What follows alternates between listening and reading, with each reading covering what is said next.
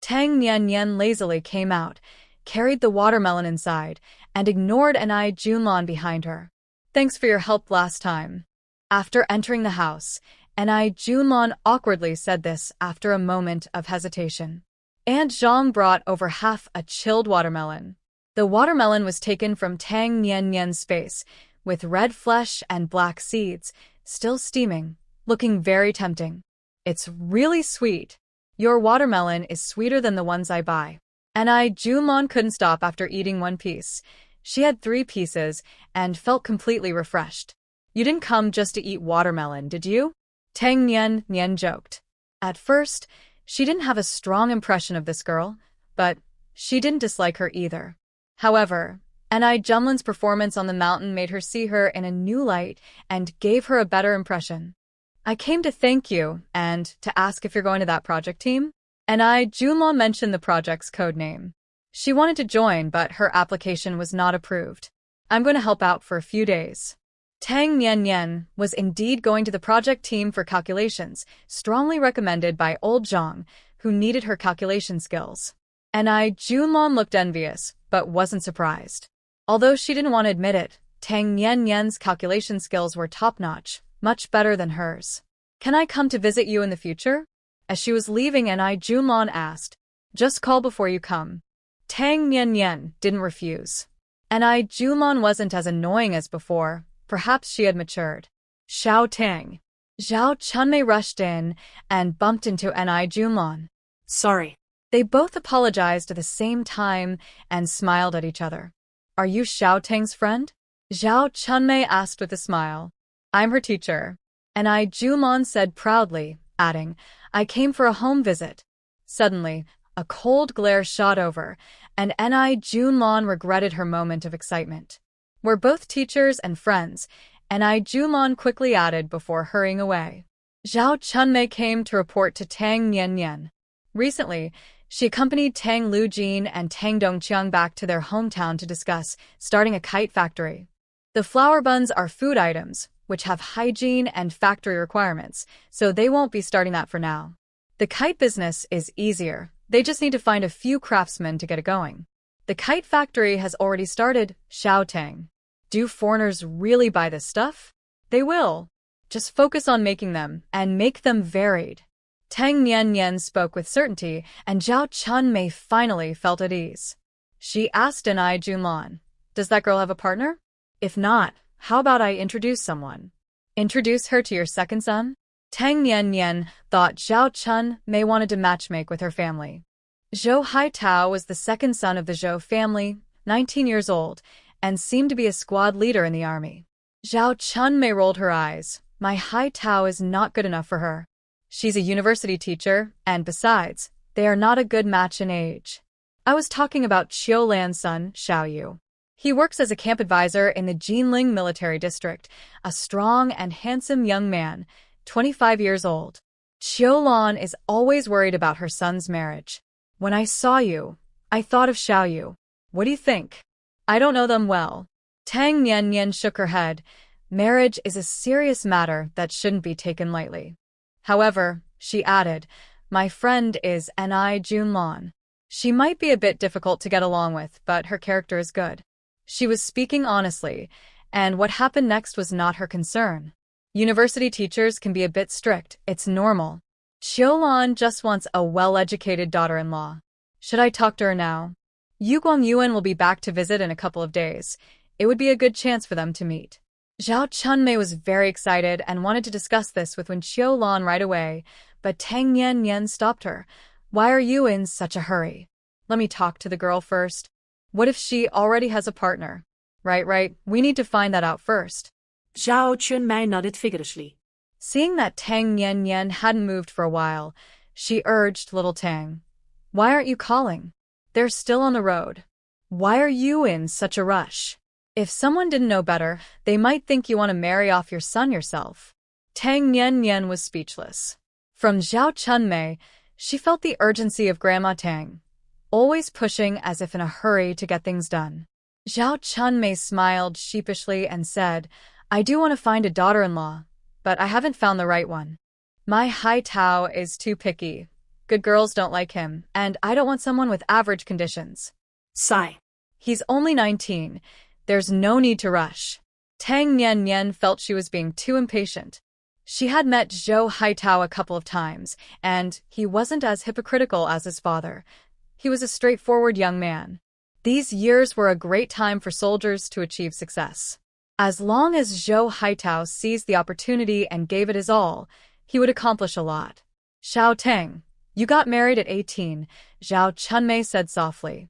It was easy for her to say, having married early herself, while expecting others not to rush. Tang Nian Nian was taken aback and had no response, her expression sulking. After a moment, she replied irritably, How can I be the same as your son? I've known Shun Xiao since we were kids. Has your son had that? Well, he has. He already has 3 kids. Zhao Chunmei sighed. The 4 children had grown up in her hometown, especially the oldest 2, who were always playing outside. They even picked up sheep droppings to eat and grew up wearing split pants. The girls who grew up with the second child got married early and already had 3 kids. Tang Nian Nian didn't know what to say, so she decided to stay quiet. In fact, she wanted to say that even if those rural girls weren't married with kids, Zhao Chunmei probably wouldn't approve because she had mentioned wanting to find a cultured girl for her son. Many girls from her hometown had only attended a couple of years of elementary school, and some hadn't even set foot in a school, unable to read. After a while, Tang Nian Nian called Ni Junlon. Ni Junlon had a phone at home. Her father held a high position and had one installed. You called right after I got home. What's up? Ni Junlon was surprised, feeling that Tang Nian Nian seemed to like her more than she let on. This thought made her quite happy, and her tone softened. I want to ask you something. Do you have a boyfriend? Tang Nian Nian asked directly, without beating around the bush. No, are you going to introduce someone to me? Ni Junlon joked, adding military officers are pretty good, but they have to be tall, good-looking, and ambitious. She listed several requirements, emphasizing that she wanted someone handsome, tall, with good character and a bright future in the military. Tang Nian Nian put the phone to Zhao Chunmei's ear for her to listen. There are plenty who fit the bill. Zhao Chunmei nodded repeatedly. On the other end of the phone, Ni Junlon shyly said, Tang Nian Nian, why didn't you say someone was next to you? There is someone here, it's Chunmei, whom you just met.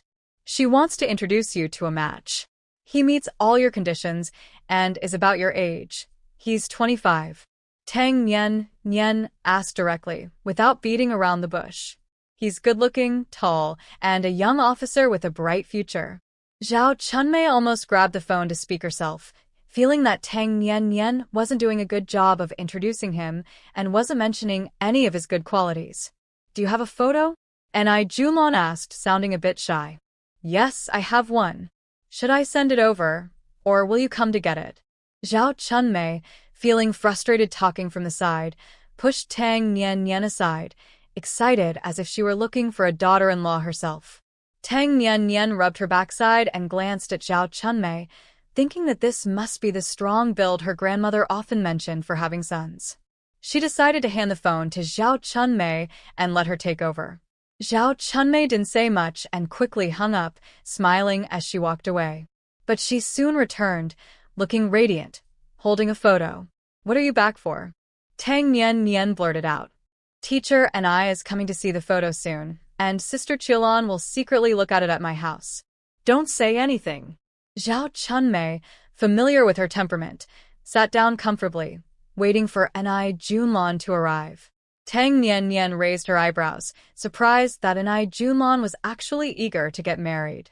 Ni Junlon, who had just left, came back under the sun, clearly feeling the pressure to marry at 24, with her parents and relatives constantly urging her. However, she didn't want to settle for just anyone. She wanted someone she truly liked and who was respectable. Zhao Chunmei's mention of the officer made her feel intrigued, but she knew she needed to see him in person. Sister Chunmei, Ni Junlon called as she entered, her face a bit flushed, not from shyness but from the sun. As a woman of 24, she felt there was no need to be shy about marriage. Teacher and I look. This is Yu Guangyuan. Isn't he handsome? He's 1.8 meters tall, a very strong and good-looking young man. You two would be a perfect match. Zhao Chunmei took out a photo and praised Yu Guangyuan highly. In the photo, Yu Guangyuan was wearing a military uniform and a cap, looking quite impressive. Ni Junlon immediately liked him, and his height was exactly what she wanted. She wanted a tall and handsome boyfriend to show off. What are his requirements for a partner? Ni Junlon wanted to be sure. She didn't want to have one-sided feelings and end up disappointed. He wants someone pretty, educated, who shares common interests, and comes from a good background. Teacher and I, you definitely meet those criteria. In a few days, Yu Guangyuan will be back to visit his family. How about you two meet? Zhao Chunmei was not making this introduction lightly. Ni Junlon came from a good family, was beautiful, had a respectable job, and was educated. She and Yu Guangyuan were well matched. If they liked each other, they would be a perfect couple. Ni Junlon was thrilled by the compliments. She felt she was quite impressive and could match with 99% of excellent men. The remaining 1% must just not see her worth. Sure, I'm free every day. Sister Chunmei, just set it up and let me know. Ni Junlon acted confidently, showing no shyness, which made Wen Qiulan, who was listening nearby, very pleased. She wanted a daughter-in-law like this. She couldn't stand stingy girls. Suddenly, Tang Yanyan, who had been listening, interjected, Ni Junlon, you can't call Sister Chunmei. When you and Yu Guangyuan meet, he should call her Auntie, and you should call me Auntie too. Remember that. How nice. She was gaining a new title for no reason.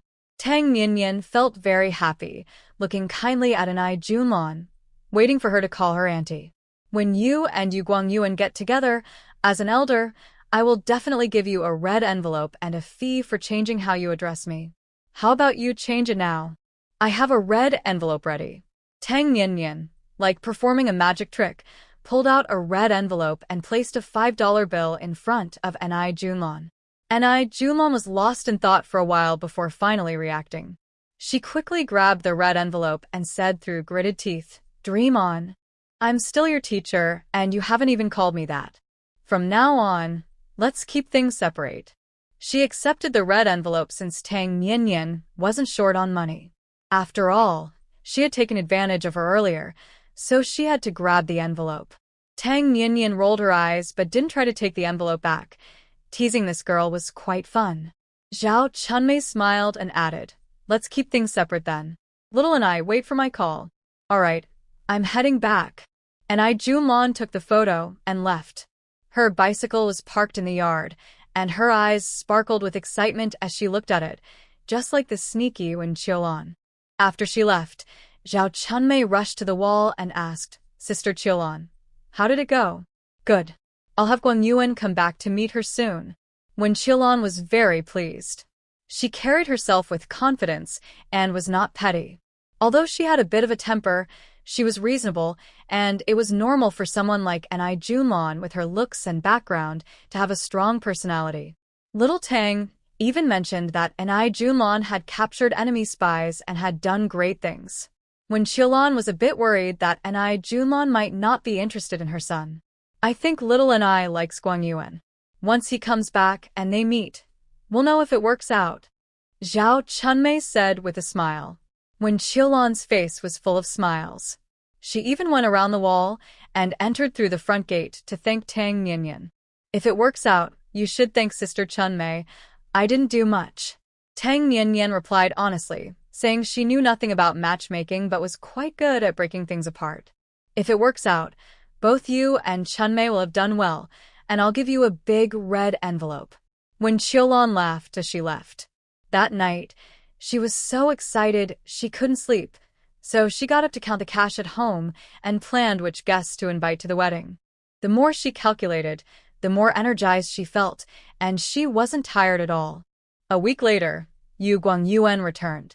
When Tang Yanyan met him in person, she found him quite handsome, though not as much as her own Xin Shao.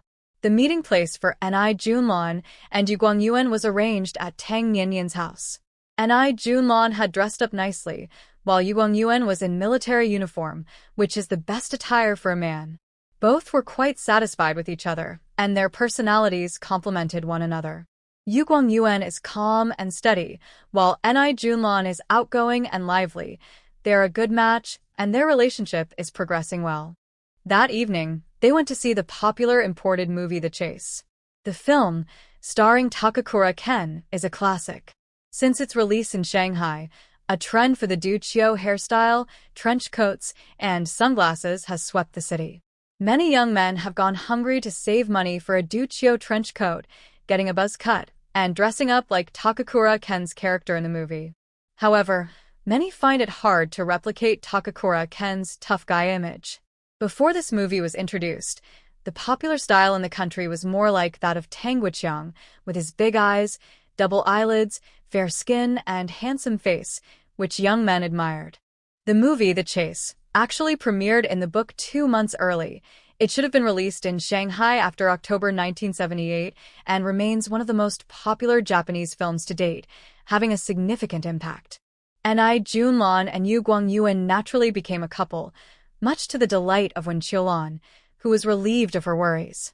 When Yu Guangyuan's family visit ended, he returned to the army, and he and Ni Junlon began exchanging letters. Their feelings for each other grew quickly, and both sets of parents had met. They were just waiting for Yu Guangyuan's marriage report to be approved so they could get their marriage certificate. Before they knew it, it was back-to-school season, and the school welcomed a new group of students. Yuan Hongmei's husband was admitted to Tongji University in Shanghai. During the summer, they took their 2 children around the city, visiting places like the Double Dragon Cave and Westlake in Zhejiang Province and Suzhou, before sending the kids back to northeast China and returning for the new school year. Tang Jianshu was accepted into a vocational college in Shanghai, while Tang Zhengwo missed out by just a few points. His wife was accepted into a teacher's college in Hangzhou, and he planned to study for another year to retake the exam.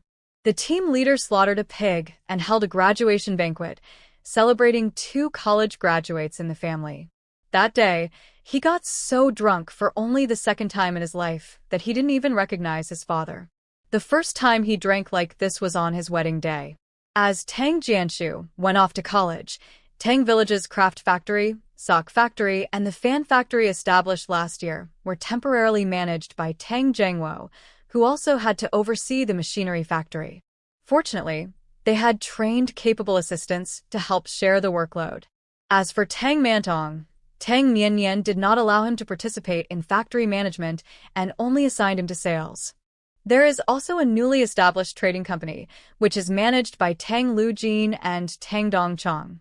They balance their studies with running the factory. At first, they were a bit overwhelmed, but now they are getting the hang of it and are preparing to attend the autumn trade fair in October. Tang Nian rarely gets involved in factory matters now. She mostly offers ideas or solves some difficult problems and doesn't even visit the factory regularly.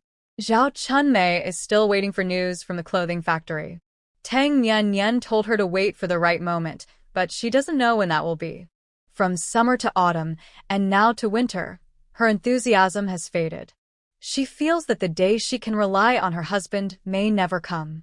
On December 18, 1978, the 3rd plenary session of the 11th Central Committee was held in the capital, officially announcing the shift in focus to socialist modernization. The winds of reform and opening up would soon spread across the country. Sister-in-law, go find Director Huang and tell him I want to take over the clothing factory. Ask him to make arrangements. Tang Nian called for Zhao Chunmei.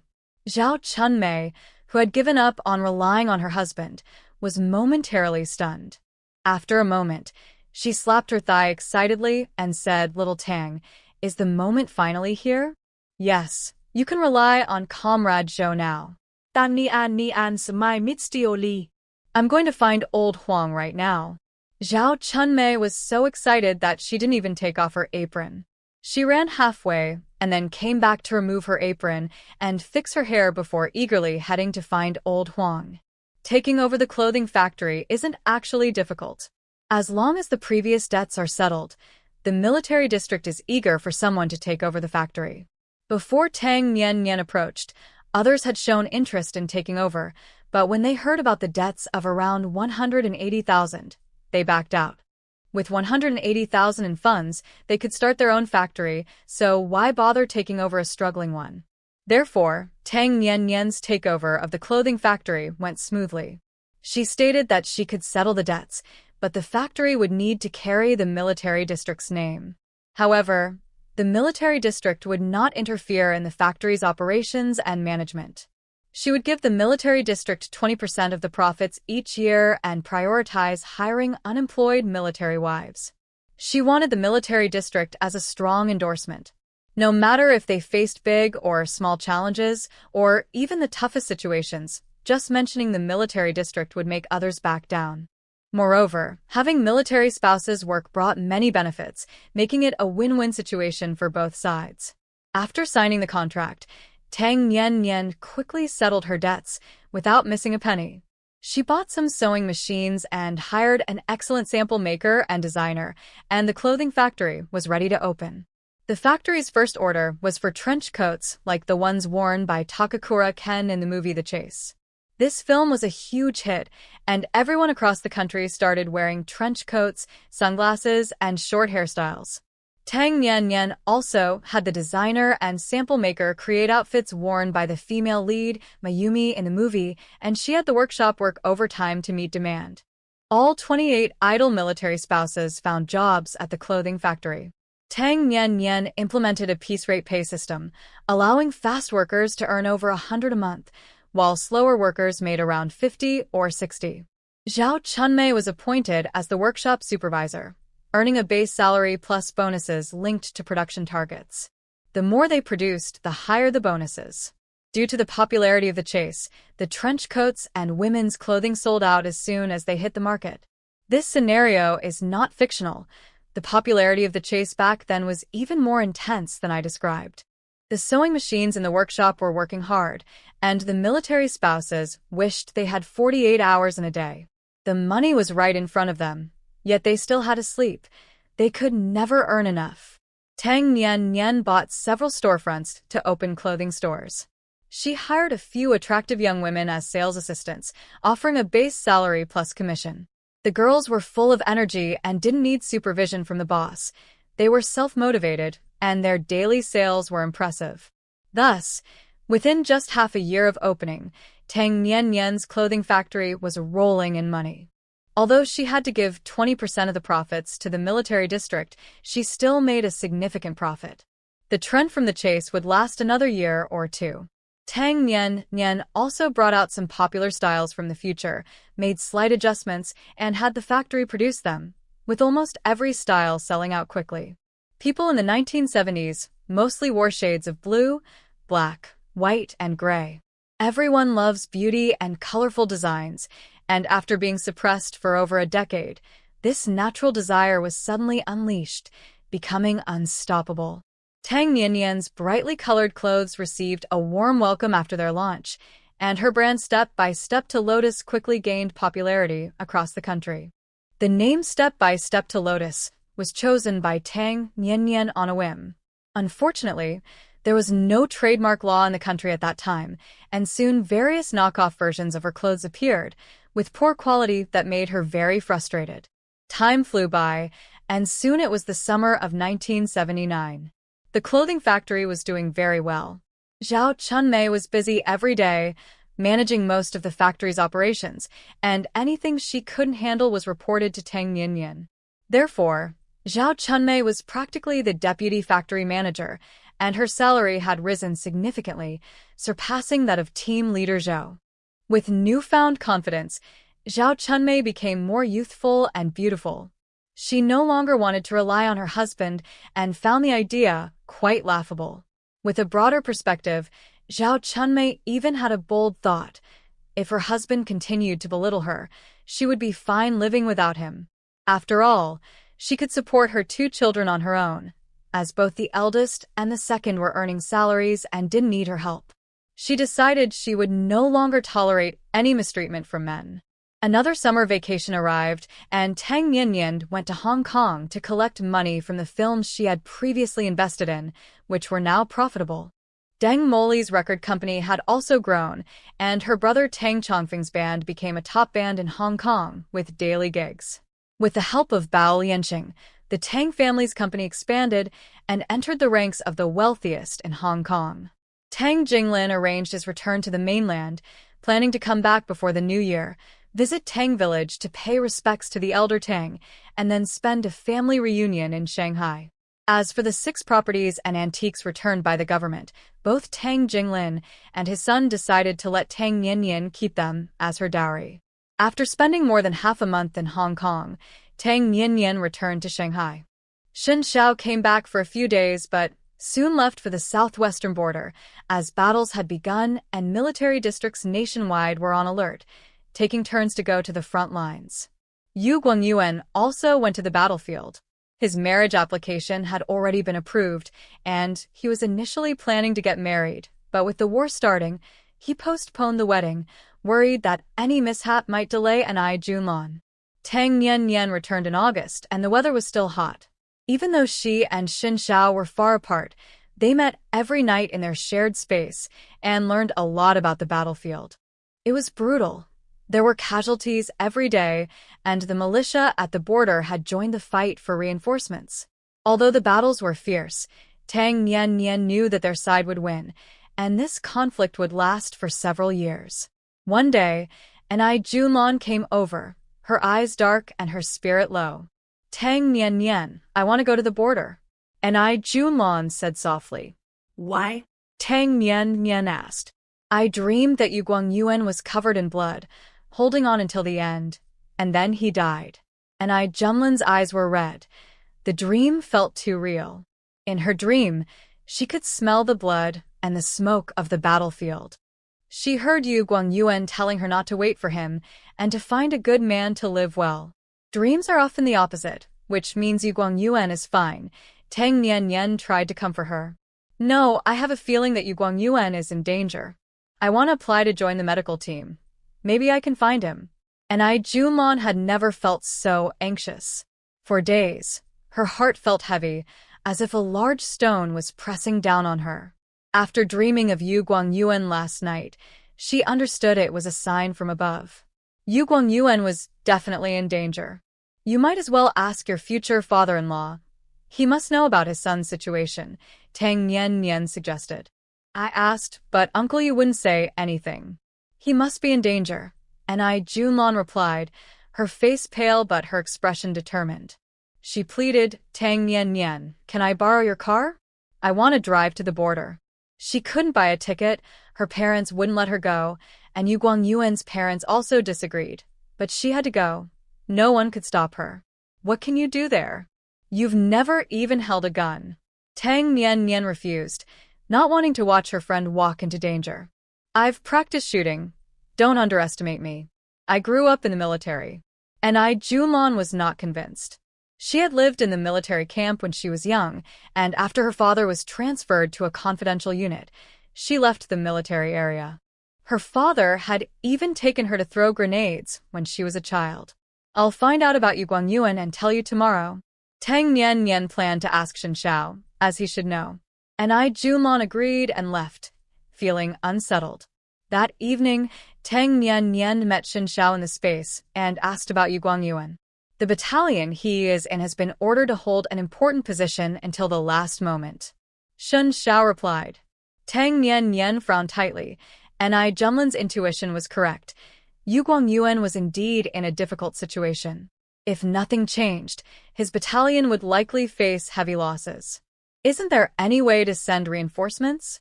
Tang Niannian asked. I'm not in the same unit as him, and I don't know the situation there well. They probably have limited forces. If it were Shen Zhao's unit, he would definitely go to support, but he and Yu Guangyuan belonged to different military districts and couldn't cross boundaries. Tang Niannian furrowed her brow. She didn't understand military strategy. These were young lives that could turn into cold gravestones because of an order. She could understand the military's needs, but if the order had been given to Shen Xiao, she certainly wouldn't accept it. Perhaps being away from the end of the world for too long had softened Tang Niannian's heart a bit. She felt a pang of compassion. I want to go there. Tang Niannian wasn't doing it just for Anai Junlon. She had planned to go to the battlefield to stretch her muscles, and this opportunity was perfect. I can't leave here. Be careful, Shen Xiao said. He didn't stop her. He had confidence in his wife, and if she encountered danger, she could always retreat to the space. Don't worry. Tang Nian gave an okay sign, then went to gather a bunch of weapons and set off that night. When she left the space, it was 8 in the evening. She told Aunt Zhang she was going out and drove away. First, she went to Ni Junlin's house. She didn't go inside but knocked on the window of Ni Junlin's room with a stone. The window opened, and Ni Junlin's eyes lit up as she silently asked, "Is there news?" Tang Nian wrote a sentence on a piece of paper, folded it into a paper airplane, and shot it through the window. Ni Junlin opened it and immediately got busy. 10 minutes later, she packed a bag and climbed down from the second-floor window. "Let's go." Tang Nian shook her head. Both of them were dressed in long clothes and pants for easy movement. "Are we going to the border now? Are you coming too?" Ni Junlin was a bit excited. She had planned to leave tomorrow, but didn't expect Tang Nian to act faster. "I'm going to see my family member Shen Xiao. He's on the battlefield too." Tang Nian drove towards the suburbs. "Are we driving there?" No. Tang Nian denied it. Driving was too slow, and she had a faster mode of transportation. They arrived at a secluded house in the suburbs. She told Ni Junlin to wait outside while she drove in. Ni Yunlei nodded obediently. Tang Nian entered the yard and was quiet for a while. Outside, it was pitch dark, and she couldn't see her hand in front of her face, with strange sounds making her back feel cold.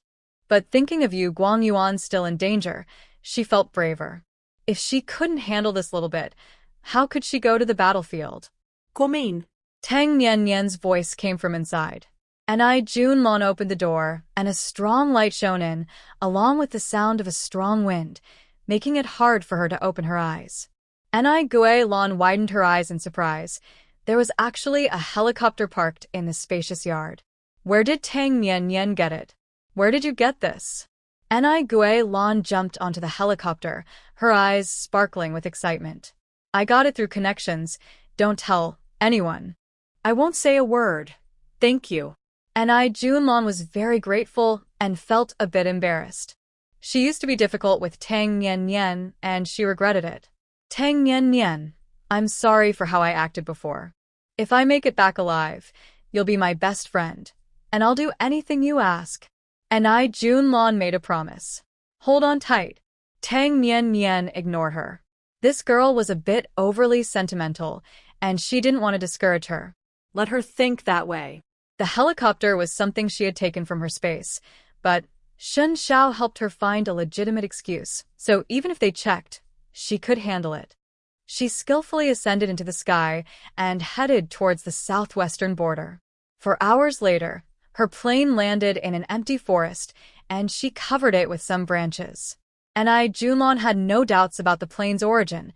She believed it belonged to the military district, and Shen Xiao was an important figure there, so getting a plane wouldn't be difficult. At this time, it was early morning, and the forest was deserted. Tang Nian took out a rope and asked Ni Junlin to tie her collar and pant legs tightly to prevent any poisonous insects or leeches from getting inside. Leeches in the tropical rainforest can be deadly, and there are many unknown poisonous snakes and insects in the forest, which are more frightening than the enemy. Tang Nian pulled out a map. She had chosen a landing spot close to Guangyuan, about 30 miles away. They should reach it by dawn, but first, she needed to get Ni Junlin to safety. The map was drawn by Shen Xiao and was very detailed. There was a temporary medical team 10 miles away that could help Ni Junlin, but since she couldn't assist her, Tang Nian preferred to act alone. After 2 hours of walking, they arrived at the temporary medical team's location, and in the distance, they could see lights. Ni Junlin exclaimed, "It's our people." "Yeah, goodbye." After saying this, Tang Nian knocked her out, tucked her under her arm, and left her outside the tent. Who's there? Someone came out, and Tang Nian quickly slipped away. "There's a woman. No visible injuries. Let's wake her up and ask her." 2 men in white coats came out and carried Ni Junlin into the tent. Tang Nian continued on her way. Moving alone made her much faster, and by dawn, she reached a battlefield filled with smoke. The air was thick with the smell of gunpowder and blood, along with the stench of burnt flesh. Bodies lay everywhere, and the scene was horrific. Tang Nian was fully armed, with her face covered and wearing the best bulletproof vest. Instead of looking for Yu Guangyuan, she sought the best high ground. She used binoculars to observe the enemy troops across the way, who were already restless and likely to attack soon. Tang Nian took out various weapons, all suitable for long-range attacks. She didn't know much about fighting, she only knew how to kill. So, she planned to eliminate all the enemies across from her, leaving none alive. The sun rose, and the soldiers who had a brief rest on the battlefield woke up, forcing themselves to prepare for the next round of fighting. Their orders from higher-ups were to hold their ground until the last moment, ensuring that the enemy could not take this high ground. Even if they ran out of ammunition and supplies, even if only one person remained, the 5-star red flag must stay planted on this high ground. With a face covered in dirt and blood, Yu Guangyuan picked up his binoculars to observe the enemy camp. The company commander and deputy commander had been killed, and the instructor was severely injured and unconscious. He was now the highest-ranking officer on the battlefield, leading the upcoming battle. At this moment, Yu Guangyuan looked very disheveled, lacking the confidence he had when he returned from visiting family. His left arm was in a sling, his cheek was injured from shrapnel, and his right leg had also been hit, forcing him to kneel on the ground. The enemy is about to attack. Prepare for battle. Yu Guangyuan issued the order coldly, fully aware that he might not return this time.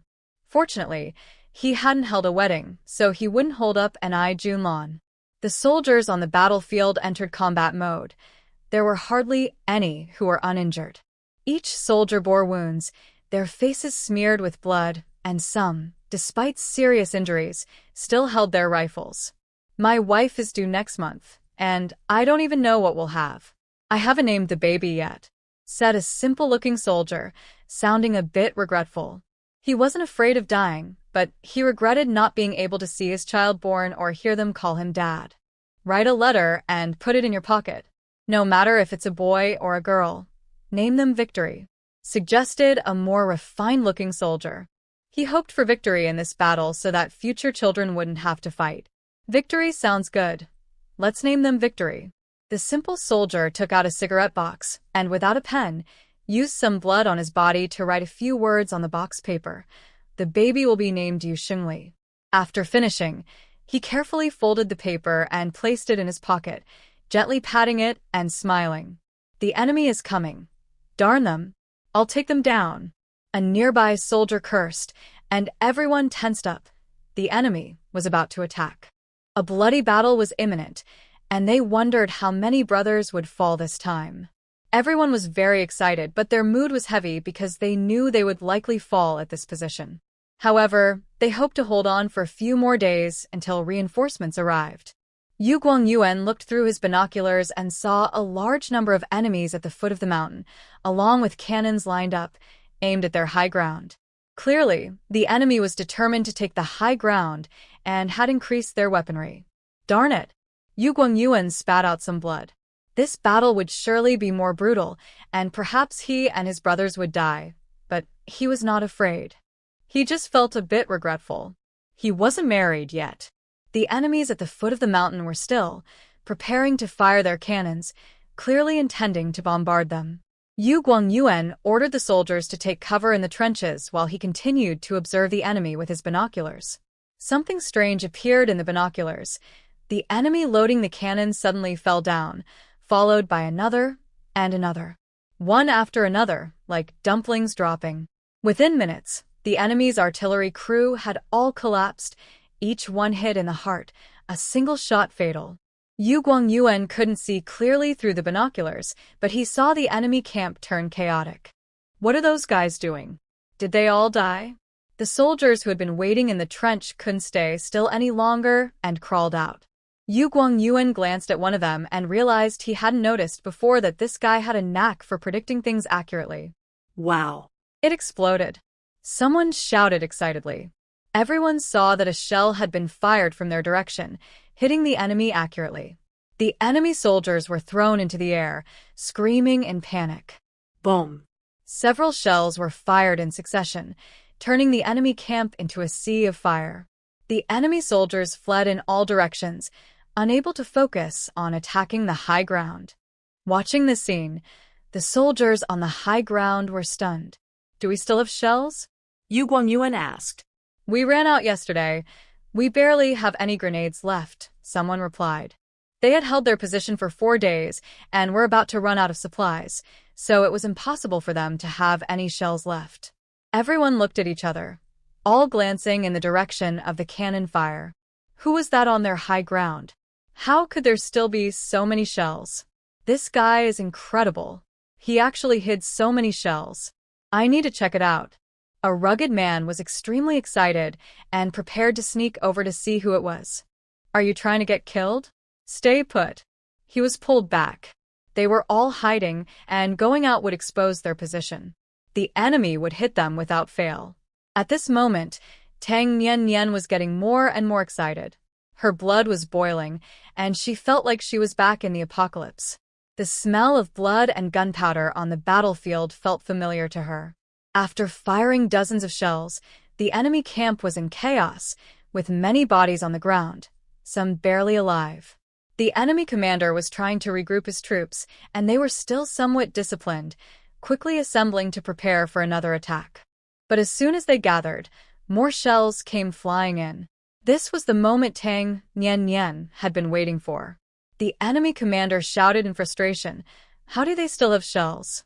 Didn't they run out yesterday?" No one answered him. Everyone was too busy trying to escape. Retreat. The enemy commander had no choice but to issue a retreat order. Their assessment of the situation was wrong. The Huaxia army's firepower was too strong, and reinforcements must have arrived. They needed to request additional troops. The enemy is retreating.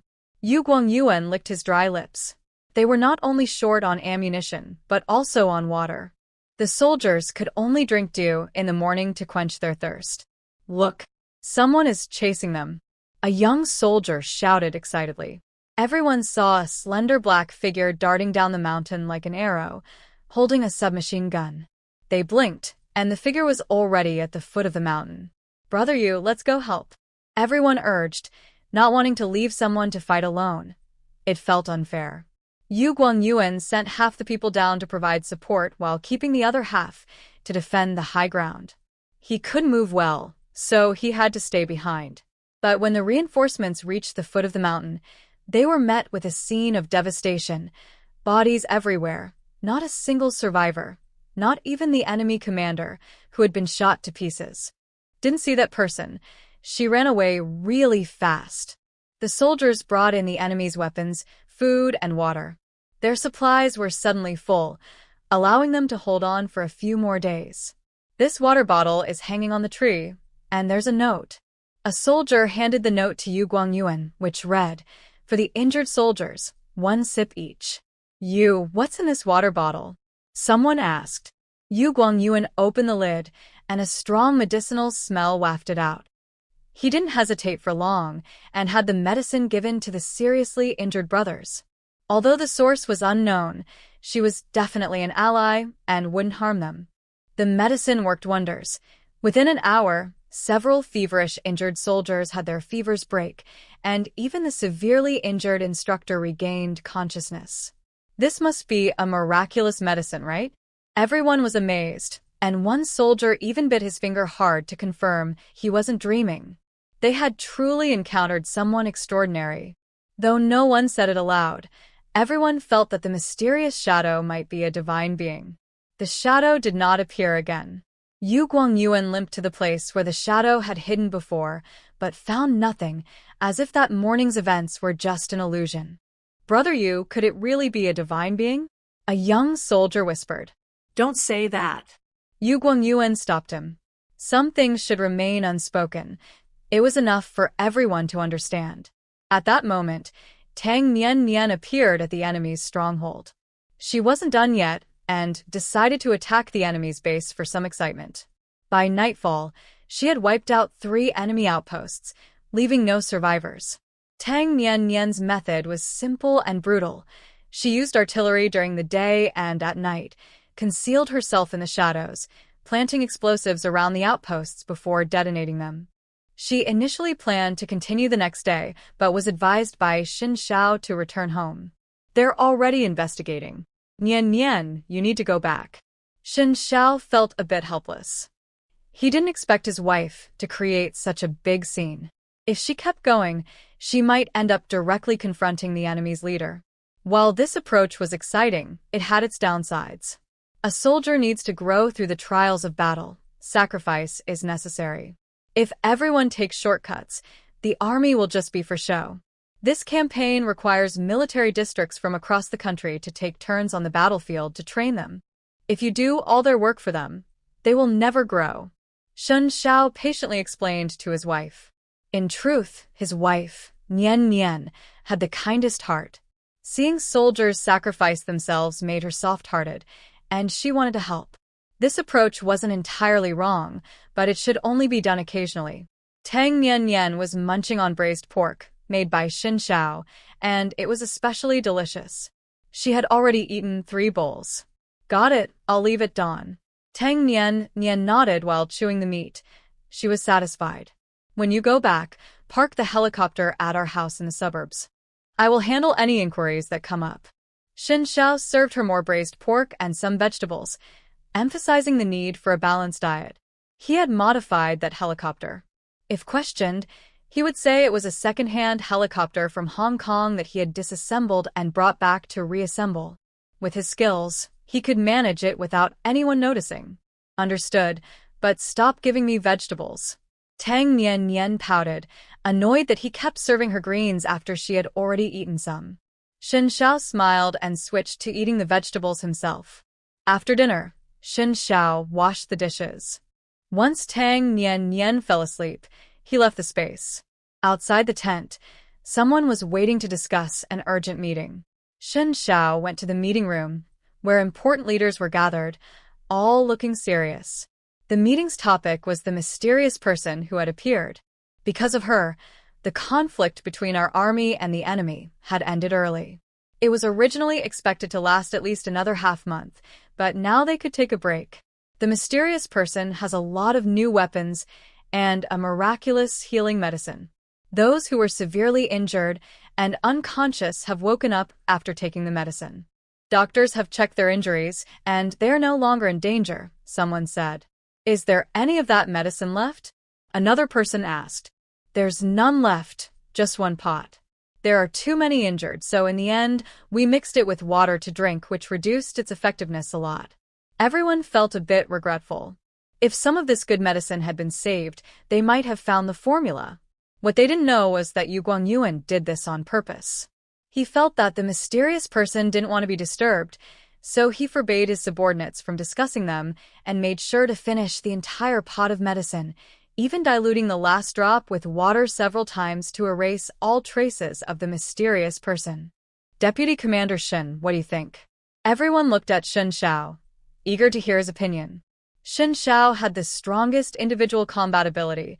There was no one in the national military districts who could match him, so he might have other insights. There are many patriotic experts who usually stay hidden, but they appear when the country is in trouble. The mysterious person that Yu Guangyuan encountered must be a highly skilled civilian expert. Such an expert can be as powerful as an entire division. Xin Xiao replied. But even if she is a civilian expert, where did she get so many weapons? Someone questioned. As long as they have money, they can buy planes and artillery from across the river.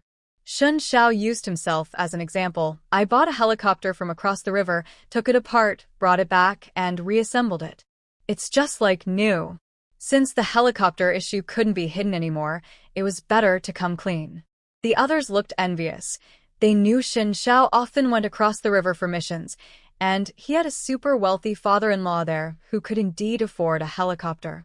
This guy is really lucky. Brother Xiao, when we get back to the city, can I try your plane? A young man nudged Xin Xiao, sounding particularly flattering. Sure. Xin Xiao readily agreed. This guy was from the Yan family in the capital, a cousin of Yan Zhongjia, with a powerful background. Having his help to get the helicopter through would make it easier to bring things out from the space in the future. Brother Xiao is really loyal. Just let me know if you need anything in the future. Yan Tianjie smiled brightly. His dream was to be a pilot, but he didn't pass the physical exam, so he joined the army instead and could only satisfy his craving by flying a helicopter. With Shun Zhao's explanation, the mysterious aura around the mysterious person faded a lot. Perhaps they really were just a civilian expert? The next morning, Tang Nian came out of her space and took a walk in the mountains before heading to Ni Junlan. Yu Guangyuan and the others had already left the high ground and completed their handover with other units. He met Ni Junlan at the medical point at the foot of the mountain. When he saw her, Yu Guangyuan was in shock for a long time. He even thought he was really dead and that everything from yesterday until now was just an illusion. It wasn't until Ni Junlan rushed over and hugged him, crying loudly, that he slowly came back to reality. The salty tears and her heart-wrenching cries were so loud they hurt his ears, confirming that this was real, not a dream. When Tang Nian arrived, Yu Guangyuan was still giving orders. Ni Junlan listened obediently, not arguing at all. Where's your sharp tongue? Why aren't you speaking up? Tang Nian looked down on her. Talking to her was like dealing with a firecracker, always sharp-tongued, while she spoke sweetly to men. It was disappointing. You're back? Are you okay? Ni Yun lane Joey Filiroshzoa. After not seeing her for a day and night, she was worried sick, fearing something had happened to Tang Nian. I'm fine. Your sweetheart saw me, so I should head back. Tang Nian dodged the girl's enthusiastic hug. Now that her business here was done, she was ready to return to the city and enjoy life. When Yu Guangyuan saw her, his gaze became thoughtful. He asked Ni Junlan about the timing of her arrival, which coincided perfectly with the mysterious person's appearance. Moreover, Tang Nian's figure resembled that of the mysterious person. Although Ni Junlan refused to say how they arrived, it was clear they must have come by helicopter given the short time frame. If Tang Nian could get a helicopter, she could also acquire a lot of weapons.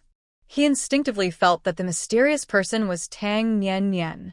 Junlan, you and Miss Tang should head back now. Be obedient. Yu Guangyuan reached out to Tang Nian, saying earnestly, Thank you, Comrade Tang. You're welcome. Tang Nian shook his hand, and they exchanged a knowing glance without saying a word. Some things are better left unspoken. Although Ni Junlan was reluctant to leave, she understood that she couldn't help by staying.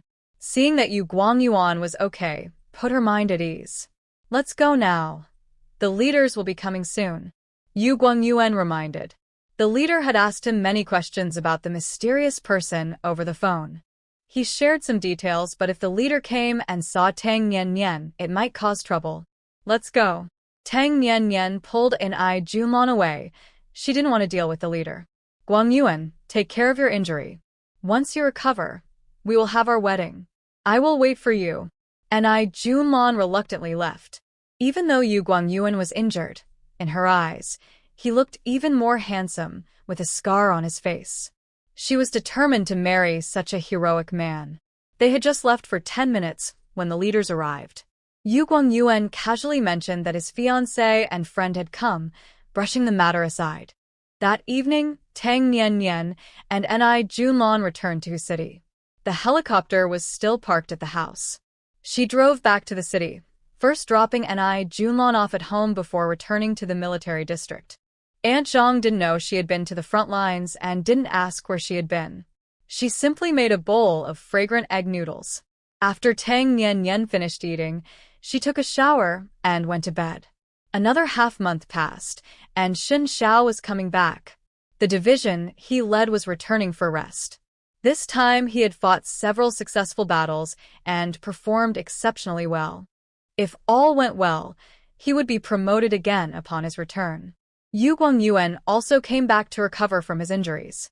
He had a scar on his face, and the more serious injury was from shrapnel in his leg, which affected his nerves. He was scheduled for surgery at the Hu City Military Hospital. His performance in this battle was also commendable, so he should receive a promotion as well. Along with Xin Xiao, There was a guy named Yan Tianjia, who was the cousin of Yan Zhongjia. The two brothers looked quite alike and were both charming and sociable. Within half an hour of arriving, Yan Tianjia had Aunt Zhong smiling and promised to cook delicious food for him. "Where is my cousin Zhongjia? Why isn't he home?" Yan Tianjia went next door to find his cousin to play, but there was no one there. "He went to his wife's family to visit," Shen Xiao replied. Last summer, Yan Zhongjia visited Tang village and, with his charm, made a great impression there.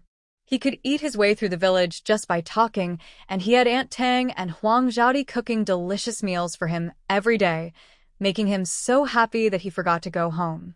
So this summer, as soon as vacation started, he packed his bags and ran off to play with the village kids, having a great time. Yan Tianjia joked, "This guy comes home for the new year and talks about all the delicious food in the south every day, making me crave it so much. I finally decided to transfer here."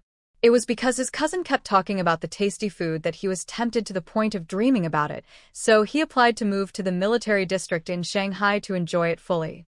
Shen Xiao looked at him with disdain, thinking that this was all he could achieve.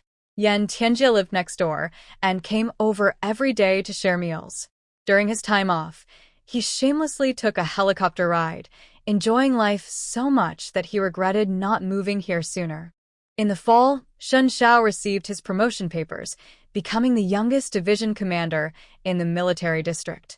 In peacetime, this promotion speed was faster than a rocket, but everyone respected him because Shen Xiao earned his achievements through hard work. Most of the officers who went to the front lines were promoted when they returned, including the chief of staff, Yan, and his nephew, Yan Tianjia. Tang Nian's life now revolved around three places: school, the clothing factory, and the military district. The clothing factory now had over 100 employees. Besides military spouses, they hired many more people. Zhao Chunmei was promoted from workshop director to factory manager, mainly overseeing production. She was so busy every day that she sometimes didn't come home at night and slept at the factory. Zhao Chunmei felt fulfilled and even attended night classes to learn more. As for her previous wish to rely on her husband, she no longer cared about that. However, while Zhao Chunmei was open-minded, team leader Zhou had some complaints. It was Sunday, and Tang Nian was resting under the osmanthus tree with her eyes closed. Shen Xiao was in the kitchen baking a cake, while Yan Tianjia eagerly waited nearby. Aunt Zhong was preparing lunch. Soon, Tang Lujin, Tang Dongqiang, and Tang Jianshu would come over. They were all attending university in Shanghai and often visited Tang Nian for meals. Tang Zhengwo was accepted into a college this year, but he chose a school in Hangzhou to be in the same city as his wife. Suddenly, there was a loud noise from next door, like something had fallen to the ground. Aunt Zhong, who was cleaning fish, immediately put down her scissors and quietly went to the wall to listen. "Zhou Tianming, what are you doing?" Zhao Chunmei shouted angrily. Me? "Zhao Chunmei, now that you've earned some money, you think you can boss me around? Look at this home. It's cold and empty. I've been working hard outside, and when I come back, I can't even have a cup of hot tea. The clothes I changed 3 days ago are still not washed, and I can't even find a clean pair of socks. Did I marry you just to be treated like this?" Captain Zhou's angry words were filled with frustration. He had been holding it in for a long time. Before, no matter when he came home, there was always hot tea and meals waiting for him. His dirty clothes were washed right away, and the house was always tidy and clean. He never had to worry about household chores. Now there are no hot meals or tea, no clean clothes, and the floors haven't been cleaned in days. He even had to attend the parents' meeting for the kids, which is simply unacceptable. Unable to hold back any longer, Captain Zhou finally exploded. He was ready to teach his increasingly unreasonable wife a lesson and restore order in the household. "Zhou Tianming, don't you have hands? If there's no hot water, boil some. If there's no hot meal, cook for yourself or eat at the cafeteria. If your clothes are dirty, wash them yourself. Before you got married, you managed just fine on your own. Now you act like a lord?" Zhao Chunmei retorted sharply, unlike before when she would back down after being scolded. Why should I do everything? What did I marry you for, to be treated like this? Zhou Tianming was even angrier. He felt his wife was challenging his position in the family. He was the pillar and the head of the household. Did you marry me just to have a servant? Zhou Tianming, have you no shame? I have served you for 21 years, given you 4 children, taken care of your parents, and provided for them. Have you ever thanked me? You think all of this is my duty, but why? I was born to parents too. Why should I endure this suffering and your bad temper? In your eyes, I'm worth less than a maid, who at least gets paid. Have you ever paid me? Zhao Chunmei had been attending night classes recently, broadening her perspective and thoughts. She realized that she had been a fool for letting Zhou Tianming bully her for over 20 years without standing up for herself. From now on, she would no longer tolerate any mistreatment. She wanted to take charge of the household, and if Zhou Tianming wouldn't cooperate, they could part ways. Zhou Tianming was so angry at her rebellious words that his face turned pale. Shaking his finger at her, he shouted, "What woman doesn't live like this? I give all my salary to the family. Look at other women who enjoy life like you do. Zhao Chunmei, you are living in comfort but don't appreciate it. Don't be so greedy. Enjoy life? How can you say such nonsense? Back home, I work hard taking care of your parents and our 4 kids, and I do all the farm work by myself. I work harder than an ox. Even when I have a fever, I still have to work in the fields. If I don't work, there's no food. Where were you, Zhou Tianming? Is this what you call enjoying life? You can keep that so-called comfort. I don't want it." Zhao Chunmei wiped her tears forcefully. She knew the hardships she had faced, and no one had the right to judge her. Zhou Tianming was momentarily speechless because Zhao Chunmei was speaking the truth. Back then, he wasn't in a good position, and the family relied entirely on her support. Now you still don't think you're living well? You can buy whatever you want, the kids are grown, what are you still unhappy about? You go out every day and don't come home at night. You've left everything at home unattended. Zhao Chunmei, I think you've become wild. Zhou Tianming softened his tone a bit, but as he spoke, his anger returned. You think you can just buy whatever you want? You need to be honest with yourself. When I wanted to make a new dress, you called me old-fashioned, said I spend money carelessly, and that I don't know how to save because I don't earn money. Humph. Zhou Tianming, you look down on me for not being educated, for being old-fashioned, for not making money, and you ignore my contributions at home. Well, now I'm earning money, and I'm also studying at night school. My salary is higher than yours now. So why should I still work like a servant at home, taking care of you, a man who doesn't appreciate me? Zhao Chunmei looked at her husband with sarcasm. When she couldn't earn money, he would criticize her, and she had no voice in the household. Now that she was earning, he complained that she couldn't manage the home. Men can be unreasonable, wanting their wives to earn money while also managing the household, while they enjoy their lives without any responsibilities. Zhao Chunmei had slowly come to understand these truths over the past 2 years. Although she still had feelings for Zhou Tianming, she felt disheartened. If Zhou Tianming wouldn't change and continued with his bad temper, she was seriously considering divorce. Now that you can earn money, you look down on me for earning less? Zhao Chunmei, do you have someone else outside? No wonder you don't come home every night. You must be cheating on me. Zhou Tianming was furious and said things he didn't mean. He had been holding in a lot of anger lately. He wanted to go to the front lines, but his application was denied, so he had to stay in the city, watching others go to the front, achieve success, and come back promoted. He felt stuck while his wife stayed out all night, ignoring their home. Zhou Tianming finally exploded, but he didn't get the reaction he expected. Zhao Chunmei had become more confident and was ready to stand up to him. Zhou Tianming felt embarrassed, thinking she must have someone else outside, which explained her change in behavior. You're talking nonsense.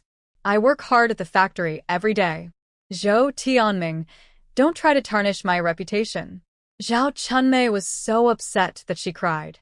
She worked hard to earn money, yet her husband accused her of ruining her name. Who knows if you're really at the factory or with someone else? Look at you now, with your styled hair and makeup. dressing like a young girl. Who would believe you're not with someone else? Zhou Tianming grew angrier. Zhao Chunmei looked younger and more attractive, clearly trying to impress someone else, not him. Crash. Zhao Chunmei threw things in anger, breaking items around the house until she felt a bit better. Zhou Tianming, I can't live like this anymore. I want a divorce. Zhao Chunmei was determined. Their oldest children were grown, and she could take care of the younger ones on her own. She couldn't stand living with him for another day. Fine, let's get a divorce. I'll go file the papers right now. Zhou Tianming replied angrily. Neighbors who had been listening rushed in to mediate, insisting that Zhao Chunmei was not that kind of person and urging Zhou Tianming to stop making accusations. She has changed since she started working, always out, not cooking, not cleaning, and ignoring the home. I can't live like this. Zhou Tianming's tone softened a bit, but he continued to accuse Zhao Chunmei. Some people advised Zhao Chunmei to prioritize the family and not abandon it, and there were many voices echoing this sentiment. Unable to listen any longer, Tang Nian climbed over the wall to intervene. Zhou Tianming was so angry he almost bit his back tooth and said unhappily, "Comrade Tang, can't you use the front door when you come to my house?" "I can't, I'm used to climbing over the wall." Tang Nian refused. She walked in front of Zhou Tianming, moved a chair, sat down and said seriously, "Sister Chunmei is now the manager of my factory and a valuable asset. She earns 260 a month.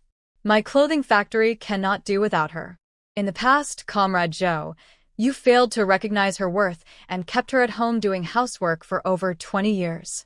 Don't you feel any regret?" Wow. Everyone gasped in surprise. Zhao Chunmei earns such a high salary? Zhou Tianming was also surprised. He didn't expect his wife to earn so much and thought she was just boasting. Sister Chunmei works hard at the factory. When production is busy, she doesn't even get to sleep at night. Comrade Zhou, you are being unfair to her. A military wife spoke up for Zhao Chunmei. They worked together every day, and they knew best whether Zhao Chunmei was involved with anyone else. With no time even to sleep, how could she have the leisure to find someone else? We work with Sister Chunmei every day. She is so busy she barely has time to breathe, let alone find someone else. Comrade Zhou, accusing her without evidence is really disappointing.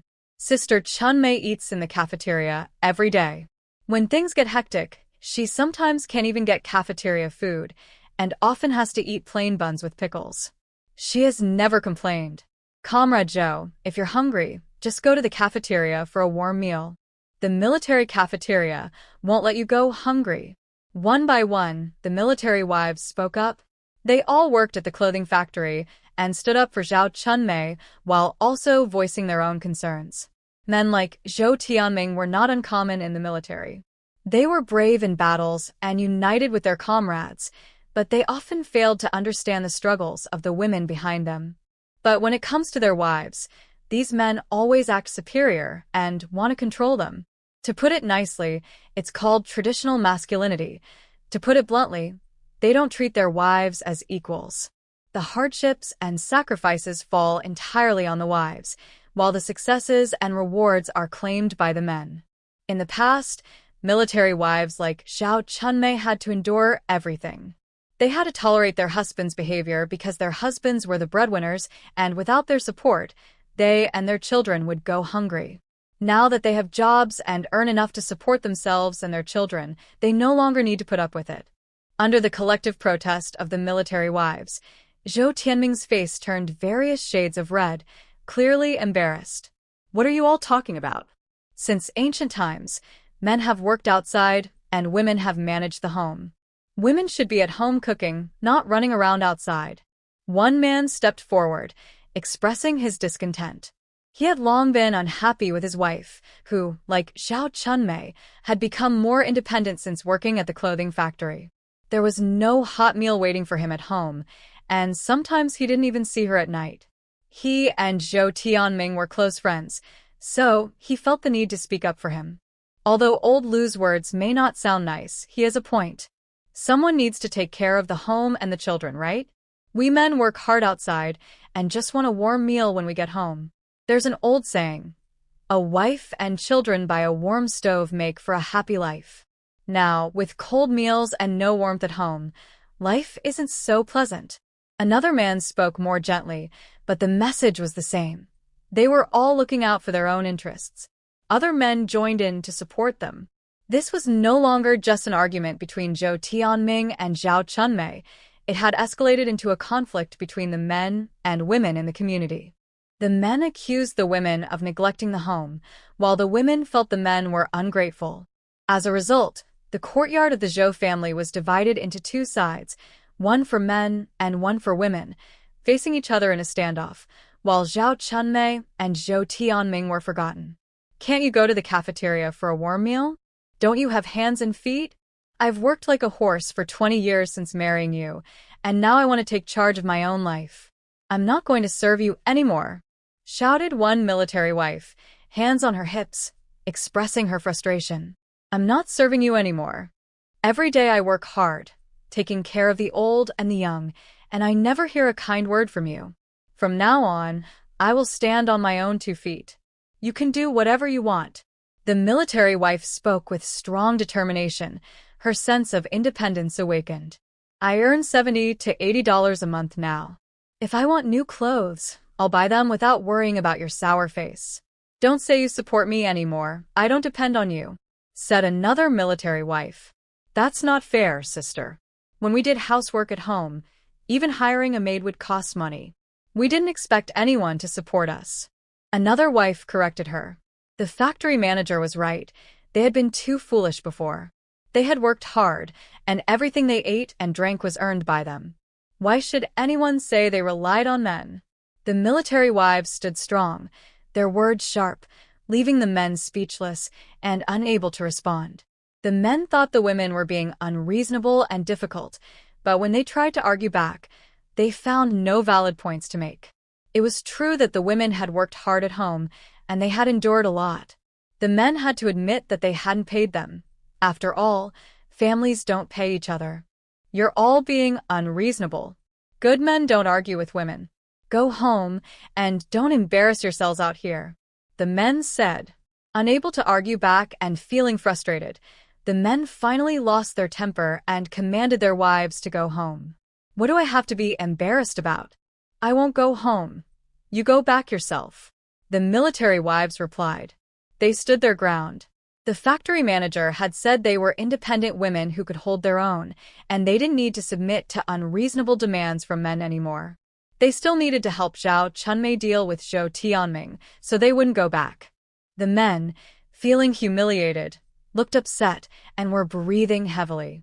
They didn't leave either. They needed to keep an eye on their wives to prevent them from embarrassing them further. Tang Nianyan watched from the side, feeling satisfied with the military wives' performance. After all, they had been raised with traditional beliefs about gender roles, and it would take time to change that mindset.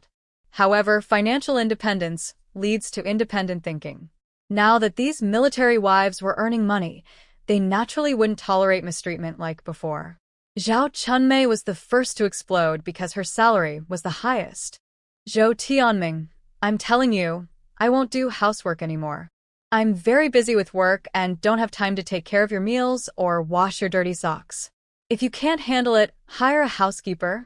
Zhao Chunmei's mood had calmed down. She wiped her tears and loudly declared that she would no longer be a housewife. Zhou Tianming's face darkened as he gritted his teeth and asked, Zhao Chunmei, do you not want to continue this? Your understanding is off. Sister Chunmei made it clear that she's busy with work and doesn't have time for housework. She suggested you hire a housekeeper. How did you interpret that as not wanting to continue? Tang Nianyan found it strange. Was Zhou Tianming not listening? What she heard was completely different from what he understood. Comrade Tang, don't interfere in my family matters. Zhou Tianming shouted angrily. It was all Tang Nianyan's fault.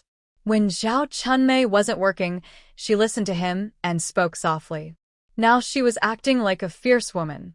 Sister Chunmei is my subordinate, so I can't ignore this. Comrade Zhou, are you trying to get a divorce? I support it. Sister Chunmei, let's not stay with him. This man is lazy. He has hands and feet but can't even cook or wash socks. The house is as messy as a pigsty, and he refuses to hire a housekeeper. You earn more than he does, so why put up with this? Just leave. Tang Nianyan was also fired up and turned to Zhao Chunmei to shout in support. She raised both hands and feet in favor of divorce. It should happen. Let's divorce right now. Zhao Chunmei was also angry. With Tang Nianyan's encouragement, she immediately agreed and ran back to find their household registration book. Zhou Tianming, let's go get a divorce now. Zhao Chunmei found the household registration book and looked at Zhou Tianming defiantly. Zhou Tianming gritted his teeth, feeling embarrassed. He was trying to remember if he had actually said he wanted a divorce. After thinking for a long time, he was sure he hadn't said anything about divorce. It was all Tang Nianyan stirring things up. He shot a fierce glare at her, as if she was eager for his family to fall apart. Commander Shen, bring your wife home. My family matters have nothing to do with her, and she's making more noise than I am. Zhou Tianming shouted angrily from under the wall. Shen Xiao was in the kitchen decorating a cake with cream. He had heard the commotion next door but chose to ignore it and focused on his work. Aren't you going to do something? Yan Tianjia asked quietly. Shen Xiao glanced at him coolly, continued decorating, and once he finished the beautiful cake, he took off his gloves and casually walked to the yard, easily climbing over the wall. Your wife is my wife's employee. If her subordinate is being bullied, my wife is just helping her out. What's the problem? Shen Xiao asked seriously. No problem, but this isn't the same thing. This is my family matter, so take your wife back.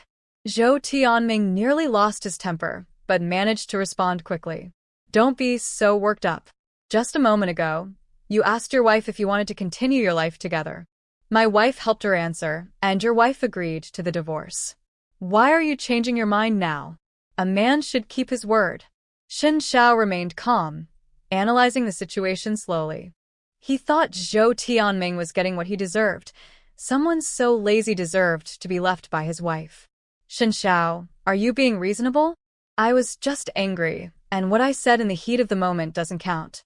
Who said anything about divorce? I never said that. It's all your wife causing trouble.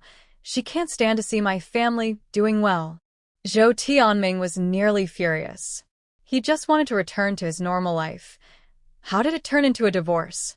These two couples were both stirring up trouble, and it was infuriating. Zhou Tianming, you clearly don't want to continue. Stop blaming others. Quit talking and come with me to get the divorce. Zhao Chunmei scolded. She felt more satisfied than ever, even though she didn't really want a divorce, especially with 4 kids involved. She just wanted to scare this man a bit and vent her frustrations from 20 years. And maybe change his bad habits. He acted like a lord, expecting everything to be handed to him. Chunmei, don't say things in anger. It's normal for couples to argue. Not every fight leads to divorce. Both you and Comrade Zhou have your issues. Sit down and talk calmly. Don't keep mentioning divorce. It hurts your feelings. When Qiulan could see what was going on between the couple and stepped in at the right moment to mediate, suggesting they both take some responsibility and then tried to smooth things over. In a marriage, it's hard to determine who is right or wrong during a fight. All you can do is find a way to compromise. If you can't even do that, then separation may be the only option. Sister Chunmei, I support your decision to divorce. If you do, I'll give you a bonus. Tang Nianyan boldly stirred the pot. She really didn't like Zhou Tianming. He was too arrogant and hypocritical. A divorce would be great. How much? Zhao Chunmei was tempted. With Tang Nianyan's generosity, the bonus should be substantial. 1,000 yuan. Tang Nianyan's voice was loud, and the other military wives gasped, their eyes lighting up with ideas. Could they also? Director Tang, do I get a bonus if I divorce? One brave military wife asked. Yes, I'll give you 800. Tang Nianyan was very generous. She fully supported women seeking their freedom. What about me? And me? The military wives became excited, surrounding Tang Nianyan with questions. Everyone gets 800. Tang Nianyan was straightforward. It was just a bit of money, and she wasn't worried about it. These military wives deserved better than to deal with their husband's bad behavior. I'm going home to get my household registration. I'm going too. I don't want to live this miserable life anymore. Divorce. We must do it today. A few eager military wives rushed home. If they could divorce without dealing with their husband's nonsense and still get an 800 yuan bonus, it was a fantastic opportunity. Anyone who didn't take it would be foolish. The men were stunned. The women in the military community only showed such enthusiasm when benefits were being distributed, but now they were so eager to divorce. The men felt embarrassed. And they didn't want a divorce. After all these years and having several children, why not just make it work? Why get divorced? When Qiulan, feeling both amused and helpless, asked Shen Xiao to bring Tang Niannian home. If she didn't return, the military wives in the neighborhood would seriously consider divorcing. Tang, stop stirring things up. It's better to save 10 temples than to destroy one marriage. If a man makes mistakes, he should be encouraged to change, not pushed towards divorce. When Qiulan was overwhelmed, Tang Niannian truly didn't fear trouble and seemed to have plenty of money, casually throwing around thousands without a second thought. Then I won't get involved, Tang Niannian said as she turned to leave. After a moment, she added to the military wives, the bonus system is always in effect. With that, she climbed over the wall and went home to eat cake. Shen Xiao glanced at Zhou Tianming and complained, "You're so lazy. You don't even wash your socks." Not only was he lazy, but he also took pride in it. No wonder his wife wanted a divorce. Zhou Tianming was frustrated. It felt like this couple was deliberately trying to make his life difficult. The woman was stabbing him in the back, and the man was handing her the knife. None of them were good. When Qiulan's husband, Commissioner Yu, arrived after hearing the news. After listening to his wife explain the situation, he too found it amusing, yet was pleased. The military wives were becoming more independent, evolving from relying on their husbands to becoming strong women, a significant and commendable progress. Commissioner Yu gave Zhou Tianming a stern lecture. A family requires both partners to share responsibilities and obligations. In the past, Comrade Chunmei didn't work and selflessly took care of the household and children. You should be grateful, not take it for granted. Now that Comrade Chunmei is working and busy every day, you should understand her challenges and support her by sharing household chores, rather than causing trouble and sparking family disputes. Though he was addressing Zhou Tianming, his gaze was directed at the other men, sending a clear warning. We live in a new society where men and women are equal, and so are spouses. There are no rules about who must do the housework. Whoever has the time should do it. Life requires mutual understanding and respect.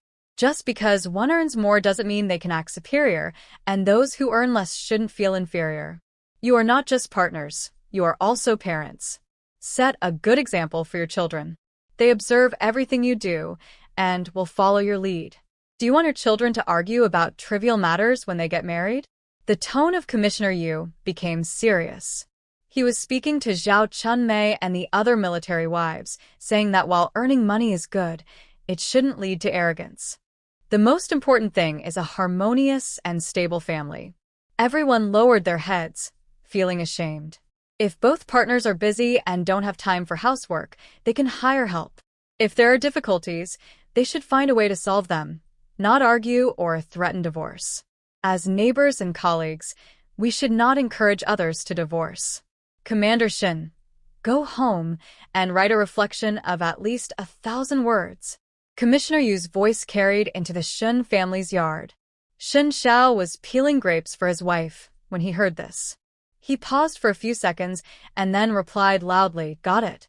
In public, he decided to give Commissioner Yu some respect and would write a few hundred words later to submit.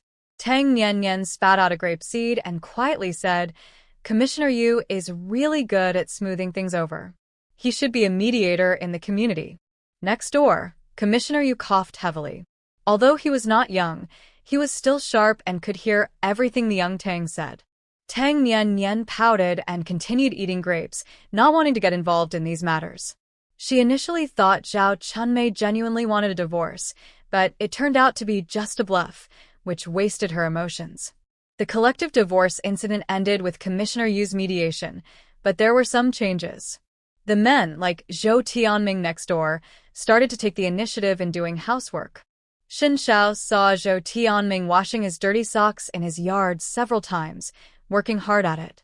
He not only washed his own but also helped Zhao Chunmei, a complete change from before. Zhao Chunmei reflected on herself. Since becoming the factory director, she had indeed become a bit arrogant and had started to look down on her husband. Commissioner Yu was right. She was now earning more than her husband, but she shouldn't let it get to her head. So, even when busy at the factory, she made time to come home and cook a hearty meal for the family, just like before. The atmosphere in the Zhou household became warmer, teaching Tang Nian a very important lesson. When it comes to marital issues, outsiders should never interfere. She had also been too arrogant and made such a basic mistake. Fortunately, she managed to keep her money, and none of the bonuses were given out. After the summer vacation, it was time to get back to intense studying. Tang Nian also took some time to attend the wedding of Ni Junlan and Yu Guangyuan. Yu Guangyuan's leg had healed well, but he was left with a scar on his face, making his once gentle demeanor appear much harsher. At the wedding, when the couple toasted her, Tang Nian drank the whole glass in one go. "Thank you." Both Yu Guangyuan and Ni Junlan looked serious, as they suspected that the mysterious person was Tang Nian. Without her, Yu Guangyuan might have ended up like Ni Junlan dreamed, holding his ground until he ran out of supplies and bled out. "When I have a baby, you both need to give me a big red envelope." Tang Nian felt she was at a loss. Ni Junlan hadn't attended her wedding, and they weren't close back then. She needed to get that red envelope back, or it would feel off. "When are you having a baby?" Ni Junlan asked. "I'll think about it after graduation." Tang Nian wasn't sure about having a baby, but she thought it might be fun to have a little one. Plus, Grandma Tang was always urging her to have children. It was manageable now as a student, but after graduation it might be harder, so maybe she should have one. "Then you need to prepare another red envelope. Guangyuan, and I will start having kids tonight." Ni Junlan was very pleased. She would get another red envelope. "Wishing you 6 at once." Tang Nian gritted her teeth and offered her blessing. "Then you need to prepare 6 red envelopes. I'll profit." Ni Junlan was somewhat excited. She didn't want 6 at once, but 2 would be nice. 1 is manageable, and 2 would be 2, so it would be worth it if they were twins. Tang Nian was also considering twins. Having them all at once would save time and effort. During the preparation for pregnancy, she hoped Xin Xiao would work hard to aim for twins, so she wouldn't have to have more later. Ni Junlan's wedding was in November, and the weather was getting colder. Grandma Tang was getting ready for the new year again. This year, she planned to prepare more than ever because Tang Nian told her that the Tang Jinglin family would be coming back for the holiday. Grandma Tang was thrilled and put in a lot of effort to prepare. She bought all the good things she usually hesitated to get. Time flies quickly. In half a month, it will be the new year. Tang Nian's school is on break, and she has already received a call from Tang Jinglin, who will be back in a few days. With 13 days left until the new year, Tang Jinglin's family finally arrived in Hu City, where local government officials arranged a warm welcome. Tang Nian and Xin Xiao were invited to attend. Tang Jinglin returned for 2 reasons: to visit family and to invest. He followed his daughter's advice for the investment, and the government offered him many benefits. In just a couple of days, they signed the contract, and the funds would be transferred after the new year. This speed impressed the government officials, who had a very good impression of Tang Jinglin's family and were already thinking of offering them even better policies in the future. With 1 week left until the new year in 1980, Tang Jinglin's family followed Tang Nian and Xin Xiao back to Tang Village. They did not inform the leaders in Zhu City and drove back on their own. They also did not notify Tang Village, so when their car arrived at the village entrance, Grandma Tang and the village chief only then realized it and hurried out. Tang Jinglin and Mu Xiao, Lian got out of the car first. Their appearance and demeanor clearly showed they were wealthy, and the villagers gathered at the entrance fell silent, whispering among themselves. Could it be that Nian Nian called some foreign investors again? No, they have black hair and black eyes. They can't be foreigners. Sho, let's listen to what Nian Nian has to say. The villagers were curious about Tang Jinglin's family's identity, while Tang Jinglin and his wife were bowing to Grandma Tang. Don't do that. Get up quickly. Grandma Tang was startled and rushed to help them. Tang Jinglin and his wife insisted on finishing their bows before standing up, expressing their gratitude. Thank you for raising Nian Nian so well. We didn't choose the wrong person to trust back then. It's just a pity that old man Qingshan is no longer here. The villagers were stunned, including the village chief. Nian Nian was actually entrusted to old man Qingshan by someone else? Don't say that. If it weren't for the food stamps and money you provided back then, our family would have starved. My husband promised you, and he valued his promises. He always kept his word, but the rural conditions made it hard, and Nian Nian had to endure a lot of hardships. Old Lady Tang's eyes were red. She always felt she owed her granddaughter something. The family situation had only improved in the last 2 years. Before that, they often ate wild vegetables and sweet potatoes to fill their stomachs. The family's better condition was thanks to her granddaughter's efforts. If we think about it, the Tang family owed their granddaughter more. They had only raised her for 17 years, but she had already given back more than they provided. Tang Jinglin suggested they visit the grave of old man Tang Qingshan. They had already prepared the offerings. Tang Nian Nian led the way as the family walked toward the back mountain. Other villagers followed behind, and the mountain path was crowded with people. The team leader was still confused and nearly fell into a pit, but he was caught by Tang Jianshu nearby. You're an adult now. Can't you watch where you're going? Grandpa Si glared at him in disdain. The team leader suddenly noticed that his father and younger son seemed calm. Did they know something he didn't? As soon as Nian Nian got home, I knew, Grandpa Si said proudly, stroking his mustache. He could tell at a glance that Nian Nian wasn't from their family. To put it bluntly, how could Man Jin and Su Jinfeng have such a beautiful granddaughter? Also, the sudden appearance of food from his second brother indicated that Nian Nian had an extraordinary background. However, he never asked, pretending to be unaware. Besides, the girl they raised since childhood was part of the Tang family, so there was no need to dig into the past. I went to Yangqing for the trade fair and ran into Nian Nian's real parents and her grandmother, Tang Jianshu admitted, then received a slap on the head. You little rascal. Why didn't you tell me? The team leader was furious. It turned out everyone knew but kept it from him. He couldn't scold his father, so he took it out on his son instead. Tang Jianshu rubbed the back of his head, feeling angry but unable to express it, and sulked to the front. When they reached the mountain, Tang Jinglin arranged the offerings, lit incense and candles, and the family respectfully knelt before the grave, bowing 3 times. Tang Jinglin also burned a lot of gold ingots and bars, and the black paper ashes floated in the air like gray butterflies. The Tang family bowed 3 more times before standing up. Old Lady Tang wiped her eyes and invited them to sit at home. When they reached the foot of the mountain, Tang Jinglin said to the village leader, "Over the years, I have received so much care from everyone. I would like to host a few tables of drinks to thank the whole village, and I hope you can help me with this." He and Tang Manjin called the village leader Brother San, treating him like family. The village leader readily agreed and began making arrangements after returning home. 2 days later, Tang Village set up over 200 tables, just as grand as the last celebration for Tang Nian Nian's school success. Tang Jinglin and his wife went from table to table toasting and expressing their gratitude, and they also gave red envelopes to the village's elderly and children, each containing 10 yuan. While the villagers were happy, they also felt a bit worried. After the feast, they rushed to the village leader's house to ask about it. Manjin, has Nian Nian recognized her biological parents? Is she going to live in Hong Kong now? I heard that in Hong Kong they eat beef and drink milk every day, and money is just lying around. Nian Nian will definitely want to go there. Even if Nian Nian goes there, it's only natural. Sigh. Everyone sighed together, looking sad and reluctant, as they had watched her grow up. What worried them more was that Nian Nian might forget about Tang Village after leaving. They all knew that Tang Village's current success was largely due to Nian. If she were gone, the village might not develop as well.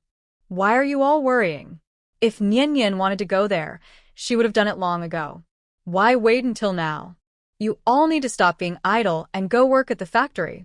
The village leader scolded them, saying that if Nian really wanted to go to Hong Kong, she could have gone 2 years ago in Yangcheng, so there was no need to wait.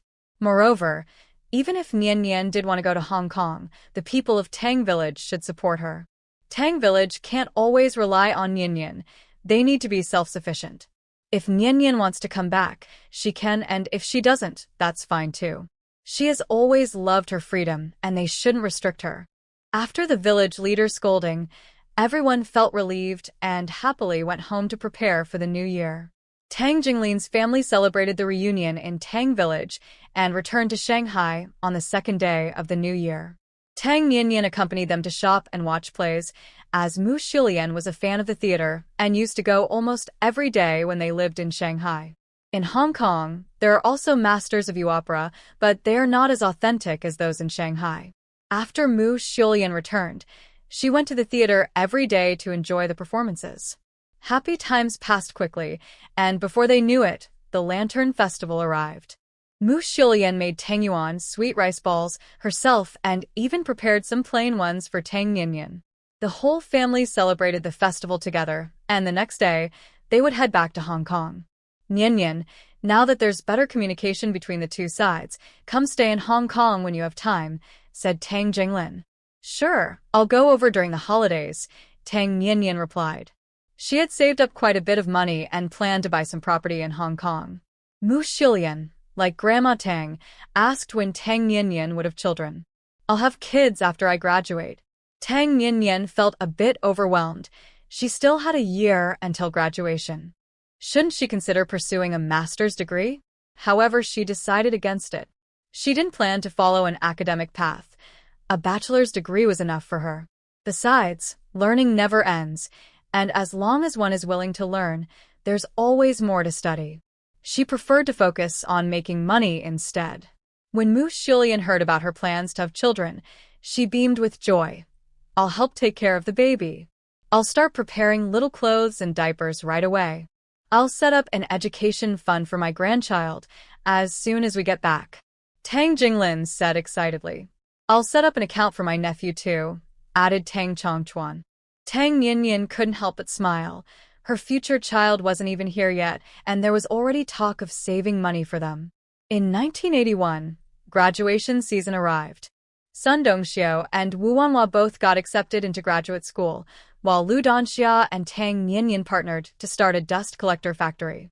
Over the years, Lu Donxia had worked part-time while studying and earned quite a bit of money. She approached Tang Nian to start the factory, suggesting the dust collector idea. Environmental protection and energy saving will definitely be the future trend. The market for dust collectors is huge. If we get started now, we can make a lot of money. Lu Donxia had done market research and was very confident about the dust collector market, but she lacked funds, which is why she sought Tang Nian as a partner. Although she had good relationships with her dorm mates over the past 4 years, the person she trusted the most was Tang Nian. She knew that Tang Nian must have found out. She had deliberately caused Wei Shizhu's death.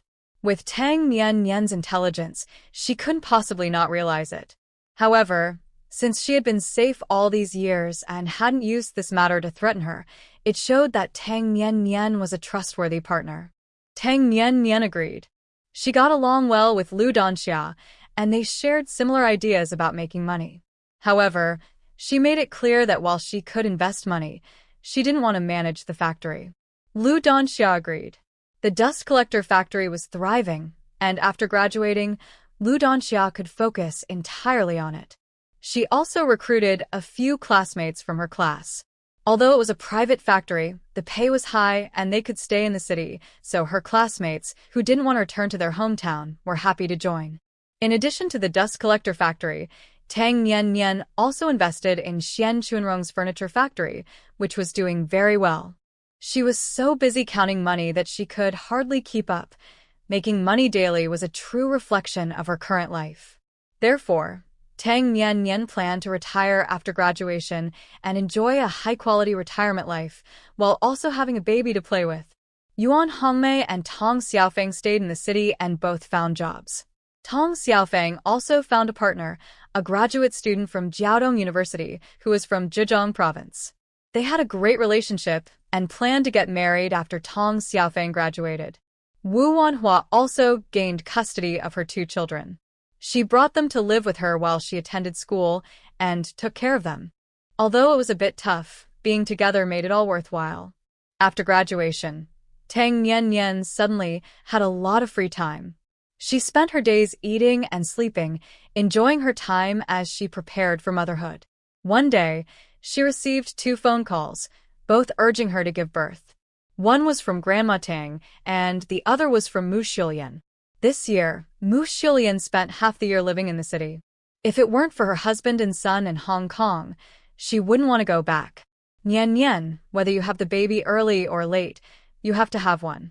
Since you have nothing to do right now and I'm free, why not have a child? You won't have to take care of it, I'll do that. You can just enjoy yourself. Mu Xiulian earnestly advised, as she was very eager to be a grandmother and had already prepared 2 big bags of baby clothes. Mom, since you love kids so much, why don't you have one yourself? Tang Nian sincerely suggested that Mu Xiulian was not that old yet, not even 50. After 2 years of care from her spiritual spring, her complexion was rosy, her menstrual cycle was normal, and menopause was far behind her. Having 2 more children would not be a problem. You silly child. What are you talking about? I'm too old for that. I should be a grandmother by now. Mu Xiulian blushed and scolded her over the phone. Tang Nian covered her ears and held the microphone away. Once Mu Xiulian finished, she offered another suggestion. You should really be a grandmother. Both my older brothers are not young anymore. It's time for them to settle down. The best way to relieve stress is to change the subject. Sure enough, mentioning her 2 sons made Mu Xiulian even more upset, and she started complaining. The reason I don't want to live in Hong Kong is because of those 2. I can't even see them. Your second brother is a bit better. At least I can see his gossip in the newspapers. Today he's with Lulu, tomorrow with Lily, and the day after with Angie. None of them are serious. Your older brother is even worse. He can't even make the gossip columns. When I arrange blind dates for him, he goes on business trips abroad, saying he's still young and wants to focus on his career. Your second brother says the same thing. I might as well not see them and avoid the stress. Tang Nian held the microphone away, regretting her choice to bring this up. She didn't expect her mother to have such deep frustrations about her 2 brothers. Just a little nudge led to so much complaining. Unfortunately, she really didn't want to go out to avoid the pressure of having children. No place was as comfortable as home. She actually disliked traveling and just wanted to stay home, eat, and sleep. Nian, are you listening? Mu Xiulian asked on the other end of the line. Yes, Tang Nian replied. Don't think I'm being long-winded. You will have to have children eventually. It's better to have them while you're still young rather than waiting until you're older. Your body recovers faster, and you have more energy. Once you become a mom, you'll understand. I'm not wrong. Having them early is better than late. If you have a baby now, I can help take care of it. In a few years, I might not be able to handle it anymore. Mu Xiulian went on with her analysis of the pros and cons of having children early versus late, and it actually made sense to Tang Nian, who felt a bit swayed. She agreed to discuss it with Xin Xiao, as having a child is a matter for both of them, and her opinion alone doesn't count. Then you should talk to Xiao Xin properly. I really don't understand why he doesn't like kids. Mu Xiulian murmured softly. She had heard from Tang Nian that the reason for not having children was Shun Zhao's dislike for them, which he also admitted. This puzzled her, as in the past, men would want to marry many wives and have numerous children, hoping for a bustling household. Men who dislike children are almost non-existent. After hanging up, Tang Nian went back to the yard to relax. When Shen Xiao returned in the evening, they had dinner and washed up before entering their space.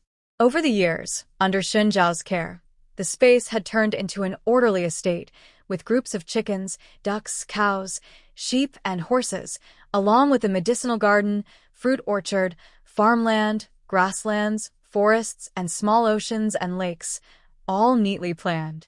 Shen Xiao even built a 2-story small house by hand, with furniture he crafted himself. He and Tang Nian often rested in the wooden house. Once inside the space, Shen Xiao whistled, and a shiny black horse came running over, its mane flowing smoothly. This horse, named Chasing Wind, was Shen Zhao's favorite, and he would ride it to patrol the area. Chasing Wind approached and affectionately nudged them. Tang Nian fed it a few candies, making the horse very happy. It raised its front hooves and neighed, then stood patiently, waiting for its owner to mount. Shen Xiao and Tang Nian rode together, patrolling the space. The area hadn't grown in size over the past 2 years, and the layer of white mist remained unchanged. I wonder what's behind that white mist? Tang Nian reached her hand into the thick white mist, feeling nothing, but she sensed there must be a surprise hidden behind it. Maybe it's a mine, Shen Xiao suggested. Any kind of mine would be good, having one would be a gain. Tang Nian withdrew her hand. She wasn't picky, but if given a choice, she hoped it was an energy mine like coal, oil, or natural gas. The root cause of the apocalypse was the energy crisis. If there were enough energy, perhaps the apocalypse wouldn't have happened? The two rode back to the small house to rest. Tang Nian mentioned what Grandma Tang and Mu Xiulian had said about having children. My mom has a point. If we're going to have kids, it's better to do it sooner rather than later. Listening to you. Shen Xiao is easy to talk to and lets his wife make the decisions. He will take care of the children anyway. If they misbehave, he will discipline them. Then you should exercise and aim to have triplets. We can finish 3 years' work in just 1 year. Tang Nian was determined, but she wanted to take a shortcut. And Junlin's words made some sense. Having 3 at once sounded great, especially since Mu Xiulian and her grandmother said they would help take care of them. Shen Zhao's mouth twitched, and he kindly suggested, I think having 1 at a time is more suitable. He worried that having 3 at once might be too much for his wife. I want 3. If I can't have 3, it means you're not capable. Tang Nian was being stubborn. She believed she could have 3, and if she couldn't, it would be Shen Zhao's fault. Do you really doubt my abilities? Shen Zhao's voice was filled with a dangerous tone as he quickly picked her up and carried her into the house, tossing her onto the bed. That night was not suitable for children. To prove his abilities, Shen Xiao was very energetic.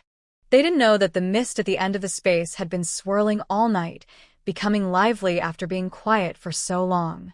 For several days, Shen Xiao kept proving himself, full of energy. Eventually, he was kicked out of bed by Tang Nian. If this continued, she would be completely worn out.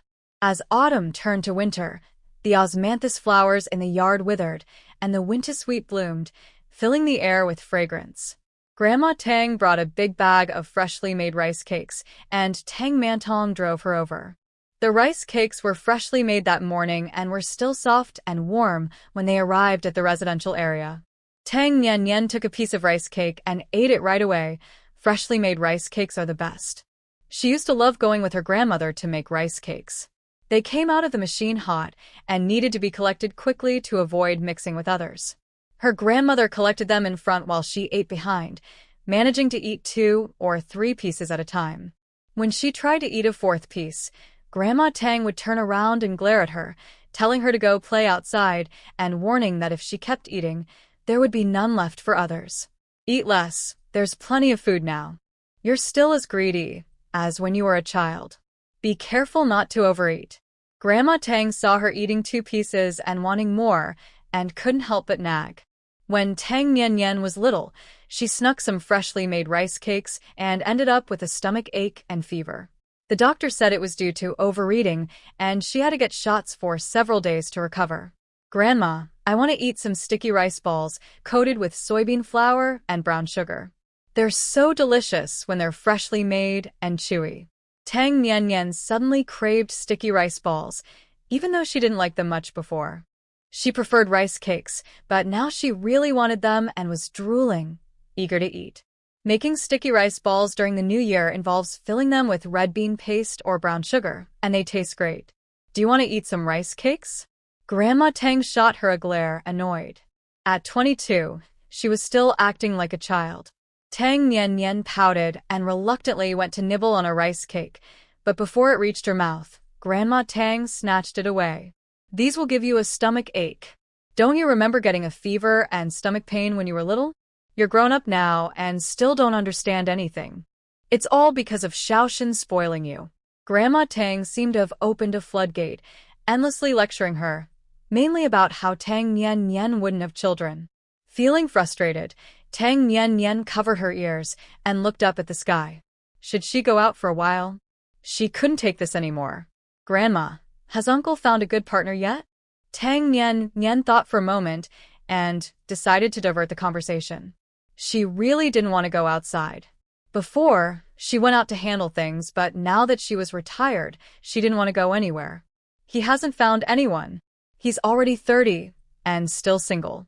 Kids his age in the village are already in middle school. You all are not setting a good example. One won't get married, and the other got married but won't have kids. When it's time to visit your grandpa's grave, I'll make sure to teach you all a lesson. Grandma Tang's frustration grew deeper. Ever since her younger son broke up with that Joanna, he hadn't dated anyone. He wouldn't even go on blind dates. If she nagged too much, he would run off and not come home, and when she called, he always said he was busy. And this girl, it was understandable not to have kids while she was studying, but now that she had graduated and had nothing to do, she still wouldn't have any. Both of them were disobedient, driving her crazy. Grandma, my grandfather definitely didn't rush like you do. Tang Nian had great confidence in her grandfather because he often said that grandchildren have their own blessings, and as long as they are raised well, everything else will come naturally. Grandma shot her a fierce glare and went into the house with a stern face. After a little while, she came back out with a blanket, threw it over Tang Nian, and said grumpily, "You're so grown up, but don't know how to keep warm. You lie out here without covering yourself." The blanket covered Tang Nian's head and face. She pulled it off and quietly said, "But the sun is out. The sun may be bright, but the wind is strong. Can't you feel how it's blowing?" Grandma's voice was as strong as ever, even more so than in previous years. Tang Nian turned her head away, too lazy to correct the old lady. "Who can see the wind? I contacted a middle school for Jiujin, so she can come to Shanghai to study after the new year." Tang Nian yawned, still sleepy. Jiujin is currently in the town for middle school, staying in a dorm and only coming home on weekends. Tang Nian reached out to a nearby school that is not far from the military district, allowing her to come home every day, and the education quality is definitely better than the town school. What did Xiaoshin say? Grandma was happy for her granddaughter to study in the big city, but she worried that Xin Xiao might have objections. "He listens to me." Tang Nian yawned again, her eyes watery. She was still thinking about the rice cakes and couldn't help but say, "Grandma, let Uncle bring the mortar to make rice cakes." After saying that, she fell asleep, not hearing Grandma anymore. This child just sleeps when she wants, still carefree like when she was little. Grandma sighed and went back inside to grab another blanket to cover her granddaughter. "Annie, do you think Nian might be pregnant?" Aunt Zhang made a bold guess. Grandma was about to go inside and almost tripped over the threshold in her excitement. She grabbed Aunt Zhang's arm and pulled her in to ask more. These days, Nian has been so sleepy, spending most of the day sleeping. "I think she might be," Aunt Zhang said, not too confident since Tang Nian had always been lazy, often lying around half the day. "That doesn't count. She usually acts like this." Grandma felt a bit disappointed. That reason didn't hold up. She is still craving food and talks about delicious things every day, and Zhang thought of another reason. When does she not crave? Old Lady Tang rolled her eyes, saying that she has always craved food since she was little, always thinking about tasty treats. "Xiao Zhang, think again. Is there anything else that seems off?" Old Lady Tang asked, not giving up. "That's it." Aunt Zhang shook her head. The 2 points she found had already been countered by Old Lady Tang. Old Lady Tang felt even more disappointed. She thought she might become a great-grandmother. And I think she might be pregnant. Nian Nian used to dislike sweet spring rolls, but a couple of days ago, she asked me to make them, and she ate a lot. She also wanted sweet and sour pork and sweet and sour fish, which she didn't like before. Lately, she keeps asking me to make them. If that's not a sign, what is? Aunt Zhang thought of a solid reason. A pregnant woman's cravings can be very different, often liking foods they previously disliked. Nian Nian has been like that recently. Old Lady Tang's eyes suddenly lit up. She slapped her thigh excitedly and said, "This girl never used to eat rice cakes." Exactly. She must be pregnant. Aunt Zhang also slapped her thigh, filled with joy. "I'll call and have Man Yin bring the pestle over." Old Lady Tang rushed to make the call. Making rice cakes is a hassle, but if her great-grandchild wants them, she will do it no matter what. Tang Mantong was away on a business trip, and Tang Jiangwo and Tang Jinxu were still in school. Only Tang Manin and Tang Manjin were in the village. Old Lady Tang called the mechanical factory where Tang Manin worked as the workshop manager. "Second son, bring the pestle from home, and the steamer for glutinous rice and yellow beans. I can't remember everything right now, so ask Pearl to prepare the stuff for making rice cakes, and drive it over." Old Lady Tang instructed. "Mom, didn't you just send over some rice cakes? Why do you need to make rice cakes again?" "The factory is really busy. I can't leave."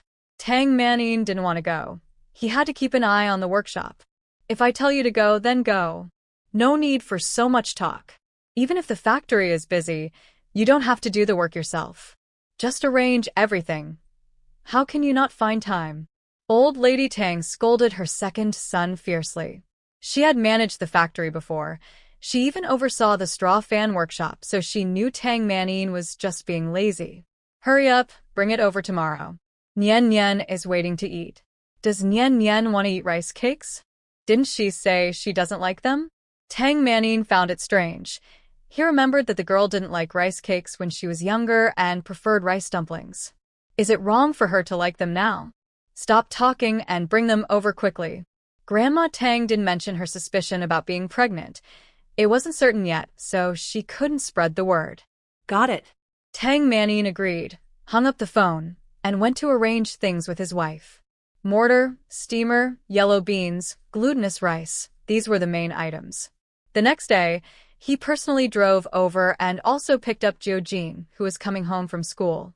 When Tang Manin arrived at noon, Tang Nian Nian had just woken up and was yawning in the yard.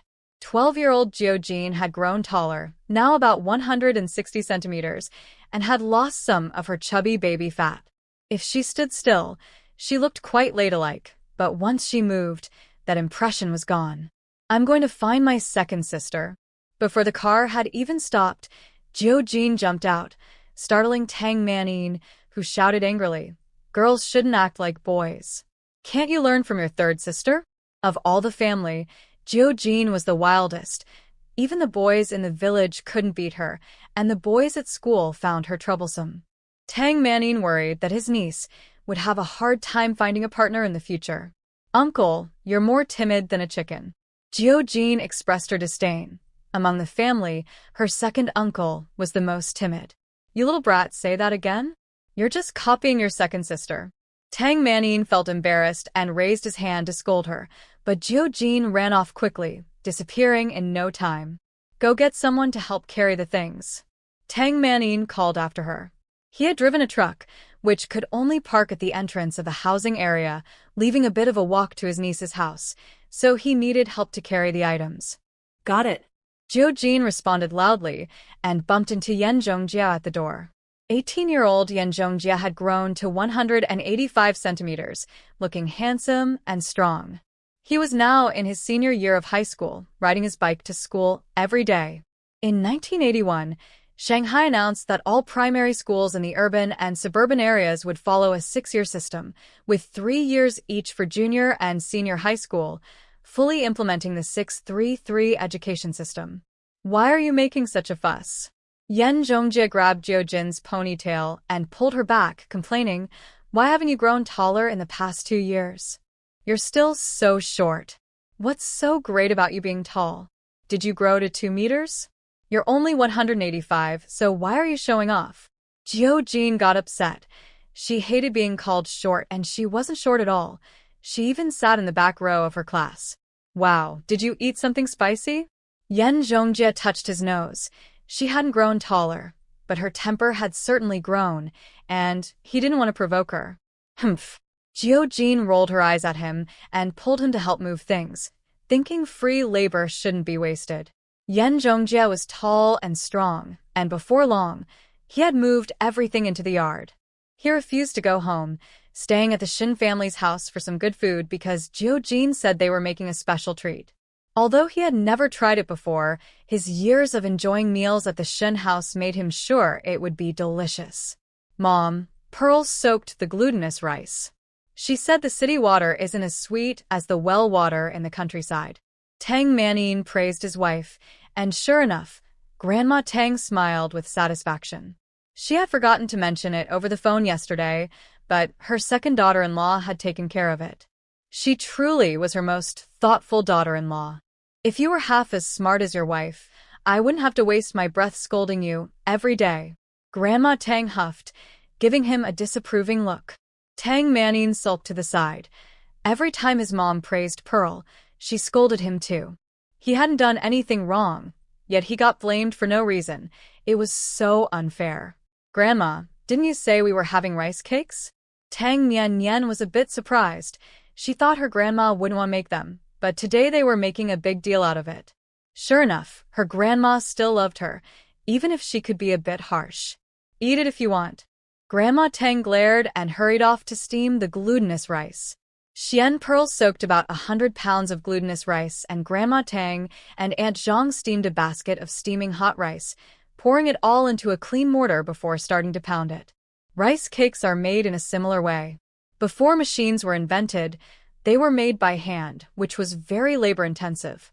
To make rice cakes, you needed about 10 strong men. One would pound the rice, while another would turn it in the mortar. Pounding rice cakes was especially tiring, so they had to take turns. 1 or 2 people couldn't handle it. In the afternoon, Shin Xiao had some free time and called a few people to help. The army had plenty of strong workers, full of muscle and energy. Colonel Yen from next door also joined in. With about 10 officers standing in the yard, Tang Manin felt a bit weak in the knees.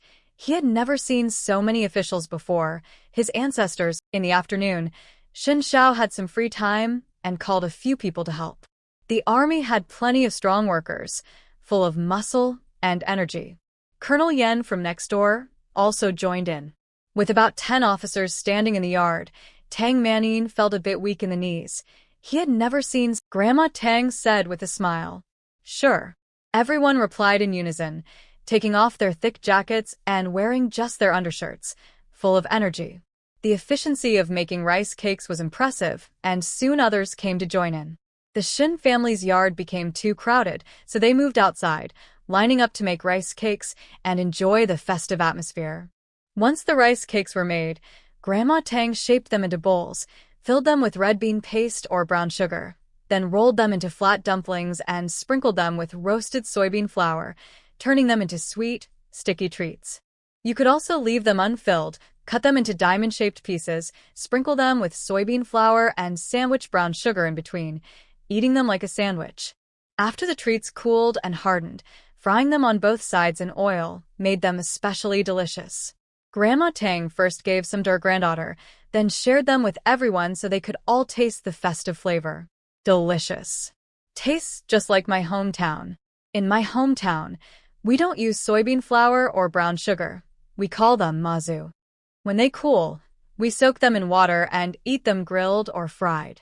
In my hometown, we call them siba, and they're just like your mazu. Everyone excitedly discussed the rice cakes from their hometowns. The methods were quite similar, just with different names. One afternoon, they finished about 100 pounds of glutinous rice. Besides keeping some for themselves, Grandma Tang shared the rest with everyone in the family area. Tang Mian ate a few pieces of rice cake and finally satisfied her cravings. The next morning, Tang Manin drove back, taking Tang Jiojin with him. On their way, they ran into Yan Zhongjie, who was riding his bike to school. He was casually standing with one foot on the ground, looking a bit carefree and mischievous. You need to grow taller, otherwise, you won't pass the military school physical exam. Yanzhong Jie teased Jiujin, but Jiujin was not short at all. He was taller than many of his peers. I will definitely get into military school. Just wait and see.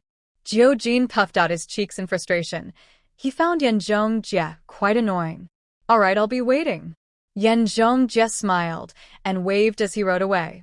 Next year, he would be taking the college entrance exam, and if all went well, he should get into military school. That little girl was only in her first year of middle school. By the time he graduated, she would be taking her exams. It was a pity. It would be so much fun to go to school with her and play around every day. Yanzhong Jie shook his head in regret, but then thought, what if he repeated a grade? That thought quickly disappeared. If he really did repeat a grade, Jiujin would definitely laugh at him, and he couldn't bear that embarrassment. In December, it snowed in Hu City. Tang Nian became even lazier, hardly wanting to leave her warm bed. Grandma Tang stopped nagging her and became especially kind, asking her every day what she wanted to eat, making Nian feel like she was receiving loving care in her final days. Grandma, I want to eat shepherd's purse wontons. Nian ordered again. Shepherd's purse wontons were so delicious that she could eat 3 bowls in one go. Okay, I'll make them soon. Grandma Tang quickly agreed and asked Aunt Zhang to buy some shepherd's purse. Now the market had cultivated shepherd's purse, fresh and plump, though it didn't have the wild flavor. Grandma, I want spring rolls with red bean paste filling. Sure, I'll make them soon. Grandma, I want celery dumplings. Grandma, I want tofu skin buns. Grandma, I want to eat tofu buns. Recently, Tang Nian often orders dishes, and Grandma Tang is very kind, always fulfilling her requests. Aunt Zhang works hard to arrange everything, making Tang Nian feel a bit guilty. She thinks she might be asking for too much and decides to take it easy for a few days. However, Grandma Tang is worried and comes to ask if she feels unwell. No, I'm feeling great. Tan Nian rất comfortan. Her life is so carefree now. She can eat and sleep whenever she wants, and she feels happier than anyone. Then why aren't you eating anything? Grandma Tang doesn't believe her. It's unusual for her not to order food today. Evaiten. I didn't skip breakfast or lunch. In fact, she's been eating a lot lately and feels like her stomach is getting rounder. Don't you have anything special you want to eat? Grandma Tang is still a bit worried. Not ordering food doesn't seem like her granddaughter. I do. I want sweet and sour pork. Tan Nian answer honestly. She's been craving sweet and sour pork, but it's a bit complicated to make, so she didn't want to bring it up. If you want to eat, just say it. Why hold back? Now Grandma Tang feels relieved. It's good that she has cravings. She glances at Tang Nian's increasingly round face, feeling very satisfied. This is all thanks to her and Aunt Zhang's care. A pregnant woman needs to eat well for the baby to be healthy. She is now completely sure that her granddaughter is pregnant. Once the weather clears up, she'll have Xiaoshen take her to the hospital for a checkup. Grandma Tang hurriedly goes to the kitchen to make sweet and sour pork. Tang Nian blinks, feeling a bit uneasy. Could she really be seriously ill? Otherwise, why would her grandma be so accommodating? No, she feels stronger than ever. It can't be a serious illness. She's just been a bit lazy and has a great appetite lately. Tang Nian decides to check her health using her inner energy and quickly discovers something unusual. She is pregnant. It should be about 2 months along, which explains her recent cravings and sleepiness. No wonder her grandma is so kind and gentle. Everything makes sense now. Tang Nian isn't too surprised. She calmly goes back to sleep. Before sleeping, she confidently makes another request. Grandma, I want to eat sweet and sour ribs. She is pregnant for the first time, so she must make the most of it and ask for what she wants now, as there may not be another chance later. After making her requests, she went to sleep. When she woke up, it was time for dinner. Sweet and sour pork and sweet and sour ribs were ready, and Tang Nian enjoyed her meal. However, Shen Xiao found it strange. She used to dislike sweet and sour flavors, so why had her taste changed? Could it be that spending time together had influenced her? Shen Xiao loved all sweet and sour foods. He believed he must have influenced her. When a couple is close, their tastes often align, which is normal. A few days later, the snow melted and the ground dried up. Only then did Grandma Tang allow Shen Xiao to take his wife to the hospital for a checkup. Shen Xiao felt nervous and hurriedly took his wife to the hospital. After a series of tests, they sat together on a bench in the hallway waiting for the results. "Do you want a son or a daughter?" Tang Nian asked. "I like both." Shen Xiao actually wanted to say he wasn't fond of kids, as they could be quite bothersome, but he would like the child that Nian had. "In the future, you will be responsible for raising the child. We can't raise a spoiled one." Tang Nian was aware of her own limitations. She definitely lacked the patience to discipline a child, so it was better to leave it to Shen Xiao. "That won't happen. If the child misbehaves, I'll discipline them." Shen Xiao was confident that under his guidance, a spoiled child was out of the question. "Just be gentle. After all, it's our own child. Don't be too harsh." Tan Nian advis. "Don't worry, I won't be too rough." Shen Xiao was sure of himself. He knew how to be firm yet fair, and at most, the child would just feel discomfort for a few days to learn a lesson. Tang Nian yawned. She felt tired again, as if she were carrying a sleepy turtle that just wanted to rest all day. She leaned against Shen Xiao and quickly fell asleep. The other pregnant women nearby looked at them with strange expressions. They had heard the couple's conversation and felt concerned for their child, worried about having such strict parents. The results came back, and Tang Nian was indeed pregnant. The doctor advised them to return for an ultrasound after 3 months. After confirming her pregnancy, Tang Nian became the center of attention at home, enjoying a life where everything was taken care of for her. Even when she requested to eat in bed, Grandma Tang happily agreed. Shen Xiao even made a small table for her, placing it on the bed for easy meals. Grandma Tang personally brought the food to the bedside. This wonderful and happy life made Tang Nian unable to stop praying, hoping she was carrying a child like Neza. If she was pregnant for 3 years, she could enjoy it for 3 years. How great. But her wish didn't come true. She couldn't even carry a baby for 10 months because she was expecting triplets. The doctor said there was a high chance of premature birth and advised her to be hospitalized at 7 months. Grandma Tang was both excited and worried, not returning to Tang Village for the new year, and stayed by Tang Nian's side every day. Mu Shilian also came to help, bringing many supplements. The whole family surrounded Tang Nian, and the experience of nurturing her babies was both happy and short-lived. Perhaps due to the spiritual spring, even though she was carrying triplets, Tang Nian didn't feel overly burdened, and she managed to hold on until 8 months before going into labor. In June 1982, Tang Nian gave birth to 3 children in the hospital. The first was a boy, and the second was a girl. Both births went smoothly. Only the third baby was slow, coming out about 10 minutes after the older siblings, and was even scolded out by Tang Nian. The doctor said there was still one more baby inside who wasn't coming out, and if it didn't come soon, they would have to assist. Just the thought of the doctor's hand going inside her made Tang Nian shiver, so she yelled at her belly, "If you don't come out, your dad will spank you." In less than 2 minutes, the third baby was born. After the successful delivery, Tang Nian looked at the 3 wrinkled, red babies and complained, "They're so ugly."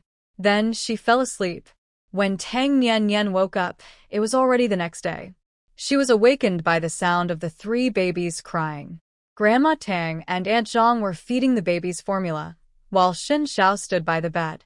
As soon as he saw she was awake, he immediately brought her hot fish soup. The Crucian carp soup was stewed by Aunt Zhang, served in an insulated container, still steaming, with a milky broth that looked very appetizing. Giving birth is physically demanding, and Tang Nian was very hungry. She asked Shen Xiao to help her sit up, leaning against the pillow, and she drank the fish soup from his hand. "Did you forget to add salt?" Tang Nian took a big sip and almost spit it out. The fish soup without salt tasted like fish oil, and the fishy smell was overwhelming. She couldn't drink it. I only put a little bit in. You can't have too much salt after giving birth, Aunt Zhang explained. Just pinch your nose and drink it all at once. Don't savor it, suggested Grandma Tang. She used to drink fish soup and pig trotter soup this way after giving birth. Feeling frustrated, Tang Nian pinched her nose and gulped down the soup in one go. The fishy taste lingered in her mouth, so she quickly rinsed it out with water. Wow. The sound of a baby crying was very loud, echoing through the entire ward. Soon after, another cry followed, just as strong, indicating a healthy set of lungs. After a while, a softer, whiny cry emerged, much quieter than the first two, sounding more like a whimper. Tang Nian immediately recognized that this whiny cry must belong to the third baby. Even in the womb, this baby was fussy, and now that it was born, it was still the same. She and Xin Xiao were both energetic, so how did they end up with such a fussy child? Genetic mutation? This baby has quite a voice. The doctor said our kids are doing well. They don't look like triplets at all, Grandma Tang said as she picked up the first baby, skillfully checked the diaper and smiled. Great-grandma will change your diaper. You must be hungry. After we change you, I'll make you some formula. Aunt Zhang picked up the second and third babies, both of whom had also wet their diapers. The three little ones always followed the first baby, even in their bathroom habits. After drinking the fish soup, Tang Nian found she had milk in the afternoon. She fed all three babies, and at that moment, she truly felt like a mother. As the babies nursed with all their might, beads of sweat appeared on her forehead, and they made soft noises while eating. The feeling in her heart was incredible. Perhaps that feeling is called maternal love. In the past, Tang Nian didn't fully understand some sayings about maternal love, like how a mother would rush to protect her child without hesitation, even taking a bullet for them. When she heard such things before, she was somewhat skeptical and imagined that if she became a mother, she wouldn't be that selfless. She would take responsibility for raising her child, but sacrificing herself for her child's life? She thought she might not be able to do that. But now that she was truly a mother, holding her baby while feeding them, she suddenly understood that saying. Maternal love does not weigh pros and cons. It is an instinctive behavior. If someone tries to harm her three children, she will do everything to protect them. Tang Nian's milk supply was not enough for the three children, so she had to supplement with formula. After just one day, the children grew a lot, their faces less wrinkled and looking much prettier. However, all three children were slightly smaller than normal. The oldest weighed only 4 pounds and 8 ounces, the second 4 pounds and 2 ounces, and the youngest 4 pounds. The doctor said all three were very healthy and had no congenital diseases. Tang Nian stayed in the hospital for a week, drinking fish soup and pig's trotter soup, or sweet rice wine with eggs, all to help with milk production. She ate 6 meals a day, and now just the sight of these foods made her feel nauseous. But under the pressure from Grandma Tang, she had to pinch her nose and eat. The benefit of such a rich diet was that Tang Nian's milk supply increased significantly, and the three children became chubby and healthy, changing every day. In just a week, their personalities started to show. The oldest was calm, the second was playful, and the youngest was lazy, hardly making a sound unless hungry or needing a diaper change. Most of the time, he just rested quietly, more composed than many adults. During her week in the hospital, many people came to visit. Director Jie and his family, Minister Niu, Yuan Hongmei, Sun Dongxiu, Lu Donxia, Tong Xiaofang, and Wu Wanhua, along with Director Qian and Director Wu, who came specifically to see her. Director Wu was promoted to head the Zhucheng Industrial Department due to his outstanding work performance, fulfilling his ambition to be an official. Director Qian also had a chance for promotion but declined. He was currently the head of the machine tool factory, which was growing rapidly with products sold both domestically and internationally. He had also purchased new land to expand the factory and was ready to work hard. Xiao Tang is better than others at everything, even having children in one go. Impressive. Directors Qian and Wu came together, admiring the three lovely children. Each gave a generous red envelope and praised Tang Nian. Xiao Teng, what are your plans for the future? Director Wu asked with a smile. I plan to retire and enjoy life, Tang Nian replied honestly. She was earning enough money each year that she didn't need to push her career anymore. If she got bored at home, she could casually invest to pass the time. You are only 22 years old, in the prime of your life. How can you retire? Xiao Tang, would you consider investing in Zhucheng again? The development situation in Zhucheng is very good right now. You are one of Zhucheng's own, and we will definitely offer the best incentives. Director Wu spoke passionately, doing his best to persuade. You can't rush things. Let Xiao Tang rest properly after giving birth. No one is as pushy as you. Director Qian shot him a glare, pushed Director Wu aside, and turned to Tang Nian with a friendly smile. He added, Xiao Tang, I plan to start a gear hobbing machine factory. I've done some research, and there is a strong market demand for gear hobbing machines. As long as we produce them, we won't have trouble selling. Have you secured the technical talent? Tang Nian asked. There is indeed a market for gear hobbing machines, but the technical requirements are higher. She didn't have much expertise in this area and couldn't provide technical support, but she had a few advanced gear hobbing machines in her space that could be used as samples. I've been in touch with someone in Chongqing. It shouldn't be a problem. Director Qian smiled slyly. In fact, he had already recruited someone. There is a large state-owned gear hobbing machine factory in Chongqing, and he could get the talent he needed as long as he was willing to pay well. After thinking for a moment, Tang Nian agreed, but made a request. I can provide funding for 40% of the shares, but I won't be involved in other matters. You can handle those. Absolutely. I'll take care of everything else. Director Qian had been waiting for this response. He just needed the funds, and everything else would fall into place. They didn't stay long, just sat for a bit before leaving in a hurry, both busy with their own matters. The day before her discharge, Boa came to visit. She is now attending university in Hu City, while Emil returned to the US for school. His English was so poor that he couldn't even write well, and his parents, frustrated, sent him back to study in America. Babies are so cute, Nian. Why do they look so different? Boa's first reaction upon seeing the triplets was that they didn't resemble each other. The eldest looked like Xin Xiao, but was fairer than him. The second child looked almost identical to Tang Nian, as Grandma Tang mentioned, though Tang Nian herself didn't notice the resemblance. She thought all three children had similar features. Grandma Tang said that when Tang Nian first arrived at the Tang family, she looked just like her second child. The mother and daughter were like copies of each other. The third child seemed to be a mix of Xin Xiao and Tang Nian. Sometimes he looked like Tang Nian, and other times he resembled Xin Xiao. It was hard to tell who he looked like, but Tang Nian was happy that all three little ones were quite fair and didn't inherit their father's dark skin. They are fraternal twins. Tang Nian explained. They're so soft and smell like milk. Nian, you are amazing for having three at once. Did your belly stretch too much? Boa gently poked the faces of the three little ones, being very careful not to use too much force for fear of hurting them. The three little ones had a lovely milk scent that made her feel delighted. She wanted to take them home to play. Boa was like a curious child, full of questions, and wanted to touch Tang Nian's belly to see if it was okay, but Tang Nian pushed her away, feeling a bit annoyed. You love children so much. You and Emil should have a whole soccer team. I don't want to have kids with him. He's too childish. Although Boa complained, she looked shy. You two are quite similar. Neither of you can complain about the other. Tang Nian lai ti húp phét. She was now sure that Emil was Boa's true love from her past life, the famous director.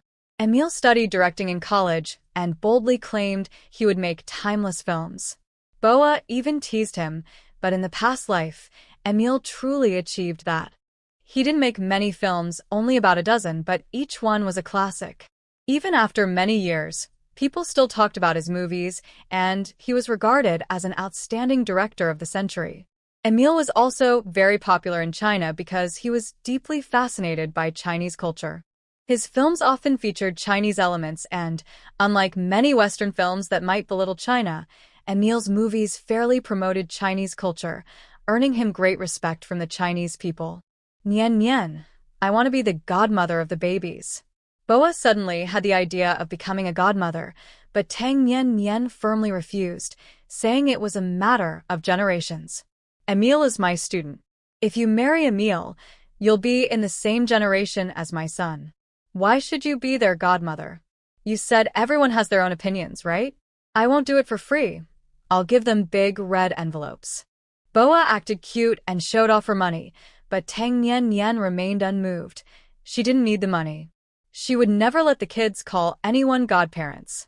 Seeing that she was unwilling, Boa stopped insisting. She prepared 3 big red envelopes and asked, "What are their names?" Tang Nian Nian was taken aback, suddenly remembering something very important that she had forgotten. Neither she nor Xin Xiao had named the children.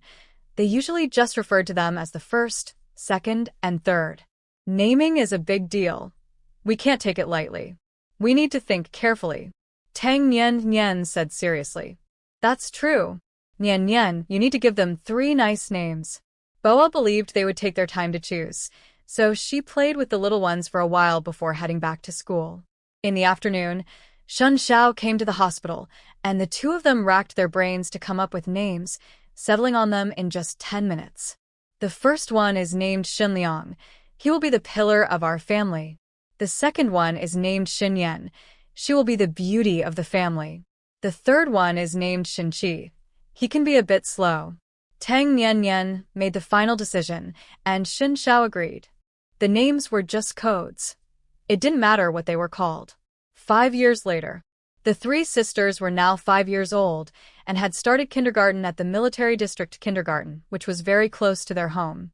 They could go to and from school by themselves without needing adults to take them.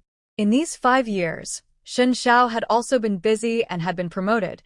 He was now the deputy commander of the military district. Once Ming Jingxing retired, he would likely take over. Tang Nian Nian had been living a semi-retired life for the past 5 years, earning a lot of money daily. Her wealth was steadily and rapidly increasing. The gear hobbing factory she co-founded with director Qian had become the largest in Jiangnan, and the dust collector factory she partnered with Lu Donxia was now the leader in the region. Her clothing brand had also gained international fame, and her hairpin factory with Shou Guiqing and furniture factory with Xian Chunrong were thriving, bringing in money every day, so much that she couldn't even count it. Many things had happened in these 5 years. Her uncle Tang Mantong married Shengguan Jing, which surprised Tang Nian Nian because she felt her uncle was not a good match for Shengguan Jing. After getting married, Tang Mantong performed very well. The couple had a daughter, now 4 years old, named Tang Zhishuan. She is just like her mother, showing a mature demeanor at such a young age. She speaks and acts very steadily, even making Tang Mantong feel a bit intimidated by her. Tang Jianshu also got married. His wife is a college classmate. They have a son and a daughter, and their family of 4 is very happy. Tang Lujin and Tang Dongqiang are still single. Their trading company has expanded, and besides local specialties from Zhao Chunmei's hometown, they also collect unique regional products from all over the country, which are very popular with foreigners. They are so busy that they don't have time to date. Tang Jiujin just finished her college entrance exams. She has transformed from a chubby child into a graceful young lady. If she sits quietly, no one would guess she is a feisty girl who can take down several big guys. Jiujin has just filled out her college applications, choosing a military academy in Jinling, which is also the alma mater of Yan Zhongjia. Yan Zhongjia has graduated and been assigned to the Jinling military district. They have kept in touch through letters and have a good relationship. Tang Nian Nian suspects that her younger sister might be taken by Yan Zhongjia, but she has no proof. July in Shanghai is as hot as ever. The sun makes her scalp ache, and Tang Nian Nian stays indoors all summer, enjoying the air conditioning. The 3 kids are on summer vacation and are rarely seen during the day, but they come home on time for meals. Bai Sui and Fu Bao are the same as always. They had one offspring, a magnificent white wolf. After growing up in the space, Tang Nian Nian took the little white wolf back to Tang village and released it in the back mountain. In less than 6 months, The little white wolf became the new king of the mountain, avenging its mother. The little white wolf is happy in the back mountain, so Tang Nian Nian continues to take Baisui and Fubao back to the military district. Over the years, Baisui and Fubao have hardly changed. Their fur remains shiny. She tells others that they are Baisui and Fubao's offspring, and no one doubts her. One day, after lunch, Tang Nian Nian lay down in the house for a nap. The three kids finished eating and ran outside to play. Xin Xiao was busy with work and was hardly home during the day. Second sister, I'm going out for a bit. Tang Jiojin came out of the house wearing jeans and a t-shirt, with her hair in a high ponytail, full of youthful energy. Going with Yan Zhongjie? Tang Nian Nian asked, knowing that he had just returned from vacation. Yes, he wants to buy a motorcycle and asked for my advice. Tang Jiojin was quite open about it, mainly because she wanted to ride the motorcycle. Yan Zhongjie promised her that once he bought a new bike, she could take it for a spin. Did he make you any barbecue skewers? Tang Nian Nian remembered that men from the Yan family often wooed their partners with barbecue. Yan Zhongjie's father grilled rat meat, and his cousin, Yan Tianjie, also got married a couple of years ago, having courted his wife with grilled sparrow. Just hearing about barbecue skewers made Tang Jiojin's eyes light up, and she swallowed, feeling hungry. Tang Nian Nian realized what was happening. It was clear that her sister was being taken away by the smelly boy with just a few skewers of barbecue. Go, go, go. You must be back before 8 tonight. Tang Nian Nian waved her hand impatiently. At 18, she believed in the freedom of love and didn't want to interfere. Second sister, I'm leaving. Tang Jiojin, with her bag on her back, happily ran outside like a little dove and bumped into the slow-moving Xin Qi on his way home. Did I hurt you, Xiao Qi? Tang Jiojin quickly supported her little nephew, worried she had hurt him. I'm fine. Ani, where are you going? Xin Qi spoke slowly, as if nothing could rush him. I'm going out to have fun. Why are you coming back alone? Tang Jiojin brought her little nephew inside and wiped his sweat with a towel. Big brother and second sister want water. Xin Qi slid off his aunt and slowly walked to the cupboard, then slowly grabbed a stool, preparing to climb up to get water. Jiojin hurried to help, but Tang Nian Nian stopped her. Let him do it himself. He needs to learn independence. At 5 years old, he should be learning to do things on his own. Ani, I can do it. Xin Qi pushed his aunt away, his round face serious. He was already a big boy and couldn't rely on others for everything. Okay, you can do it. Tang Jiojin smiled and pinched the little guy's cheek, which was soft and had a milky scent. She felt like giving him a little bite. Jiojin. Yan Zhongjie was calling from outside. He was more composed than when he was younger, but still had a bit of a rebellious charm. With his handsome, sunny looks and sharp military uniform, he was the center of attention wherever he stood. I'm coming. Tang Jiujio ran out, lightly jumped onto the back of the bicycle, and patted Yan Zhongjie on the back, saying, Let's go. Understood. Yan Zhongjie responded eagerly, pedaling hard, and soon they sped away. Tang Niannian smiled, thinking how wonderful youth is. Now, she and Xin Xiao felt like an old married couple. Their love was still strong, but it lacked the sweet innocence of their younger days. Perhaps their love had transformed into a deeper bond? Tang Niannian chuckled and closed her eyes to continue resting, but she occasionally opened them to check on her younger son. Xin Qi first drank a cup of water himself, then filled 2 jugs for his brother and sister, mumbling, Brother is blue, sister is pink, and little Qi is green. The little guy was quite slow, taking several minutes to fill the jugs. Aunt Zhang wanted to help several times, but held back. Tang Niannian had said that when children are working, adults should let them do it on their own. Although Aunt Zhang didn't understand, she wouldn't question it. She followed whatever Tang Niannian said. Finally, Xin Qi filled the 2 jugs, one on each side, and placed his hands on the counter as he climbed down from the stool, humming to himself. Aunt Zhang stood nearby, ready to catch him if he fell. After much effort, Xin Qi finally landed safely. He hugged the stool and slowly returned it to its place because his dad said that if you take something, you must put it back or else you would get a spanking, which really hurt. All done. Little Chi is great.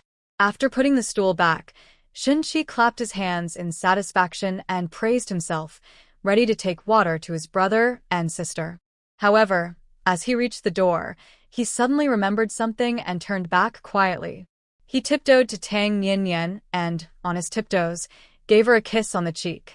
Although Tang Nian had her eyes closed, she wasn't asleep. The soft, sweet feeling of his little kiss made her heart melt instantly. Although he is slow like a turtle, the youngest son is the most caring among the 3 children.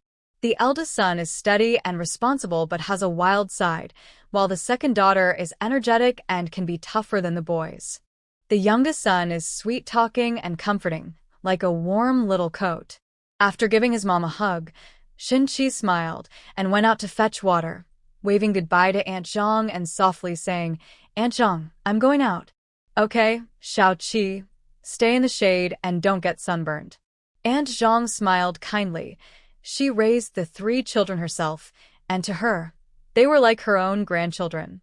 "I know," Shin-chi replied in a sweet voice, with 1 blue and 1 pink water bottle hanging from each side of his body, swaying as he walked, looking very cute. "Xiao-chi, are you going to boil water?" Shin Yan's voice came from the doorway. She had been waiting for a while, and her throat was dry. Worried that her brother might fall, she came back to check, only to find him dawdling at the door. "I'm not boiling water. We have herbal tea at home." "Here's your water, sister," Shin-chi answered seriously, handing over the pink water bottle. Shun Yan opened the lid and gulped down half the bottle, finally feeling better. She gently tapped her brother's head and teased, "Why are you so slow? It takes you forever to pour a glass of water." "Sister, you can't rush things," Shin-chi said with a serious face, wondering why everyone was in such a hurry. "Taking it slow is much better. You can't rush hot tofu." "All right, I'll go pour the water." Shun Yan rolled her eyes. Not only was her brother slow in action, but he was also slow to respond and remember things. She finished the rest of the water and hurried back home to fill another bottle, then rushed back outside. "Forget it. I'll carry you." Shun Yan, frustrated with her brother's slow pace, squatted down.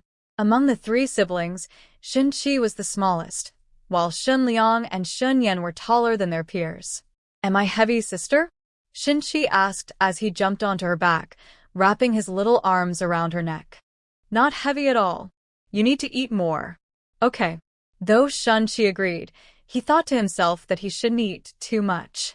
If he grew too fast, his brother and sister might not want to carry him anymore. Now, when they go out, the older siblings always carry him. How happy they are! As the voices of the brother and sister faded away, Tang Nian smiled in her sleep. She heard everything. Although the 3 kids have different personalities, they share a strong bond. Shun Liang and Shun Yan take good care of their younger brother, Shin-chi, but Shin-chi is not weak. Although he is slow to respond and takes his time, he is very smart and understands things clearly at such a young age. For example, 5-year-old Shin-chi has started to pay attention to health. He balances his meals with both meat and vegetables and observes the shape and color of his stool every day to understand his health. Shin-chi's biggest wish is to live a long life like a turtle. When Tang Nian learned about her younger son's wish, she was delighted. She fully supports his dream. At such a young age, he has already grasped the meaning of life. Living is all about longevity. Even great figures like Emperor Qin and Emperor Wu aimed for eternal life, showing that her little Qi is wise beyond his years. In the evening, Shun Xiao came home, and the family sat together for dinner. The eldest, Shun Liang, sat next to him. The father and son looked alike, except for their skin tone and size. Even their calm demeanor was the same. All 3 kids have the same taste as their dad. They love sweet and sour flavors. "Tomorrow, I'm going to the Southwest Military District and will be back in about a month," Shun Xiao said. Since becoming the deputy military commander, he has become more reserved. Only when he is alone with Tang Nian does he smile. At other times, He has a serious expression that even passing dogs find intimidating. Dad, can I go with you? Shen Liang and Shen Yan asked in unison, eager to go to the battlefield. Shen Qi quietly ate his meal, chewing each bite at least 30 times. He remembered that chewing slowly is good for health. He didn't join in his siblings' conversation about fighting. That wasn't for him. He preferred to use his mind. You're too young. You have to be at least 18 to go to the battlefield. Xin Xiao served both kids a large helping of water spinach. The eldest and second child are meat lovers and never eat vegetables voluntarily, which is not a good habit. Dad, you haven't eaten either. Shen Yan protested loudly, her small face scrunched up just like Tang Nian's, which made Xin Zhao's heart soften. Among the 3 children, he was most tender towards his daughter because she looked just like his wife. Every time he saw her little face, he couldn't be strict. Xin Xiao turned his head to look at the real Tang Nian, and his heart hardened. He said coldly, I'm an adult, so I don't have to eat. Rules are set by the strong, and the weak just need to follow them. Dad, that's not fair. Shen Liang and Shen Yan frowned. Why should adults not have to eat vegetables? Shouldn't everyone be equal? Shen Xiao raised his arm, showing his strong muscles, and said sternly, when you can beat me in an arm wrestling match, then you won't have to eat vegetables. The siblings silently raised their little arms, looked at their dad's strong arm, and sadly began to eat their vegetables, chewing with a deep frown. One day, they would beat their dad, and then they would make him eat vegetables every day, a whole big bowl. Humph. Tang Nian didn't interfere with their childish behavior, and she never got involved when Xin Xiao was teaching the kids. After all, she was usually quite lazy and relied on Xin Xiao for these matters. Little Qi, aren't you eating anymore? Tang Nian noticed that her youngest son had only eaten 3 pieces of meat and had stopped, having only 2 bowls of rice. Now he was drinking soup. While his appetite was normal for a child, it wasn't typical for her children. During her breastfeeding period, she had used special water to help the 3 kids grow, and the 3 sisters were much bigger than their peers. Even the smallest, Xin Qi, was taller than other kids his age. I'm full. Xin Qi patted his little belly, indicating he had eaten enough. Didn't you used to eat 3 bowls? Tang Nian frowned slightly. When a child suddenly eats less, it usually means they are sick, as her mother had said. I'm 7/10 full, Mom. Shen Qi replied obediently. He had just learned that one shouldn't eat too much at night. Being 7/10 full is better for health.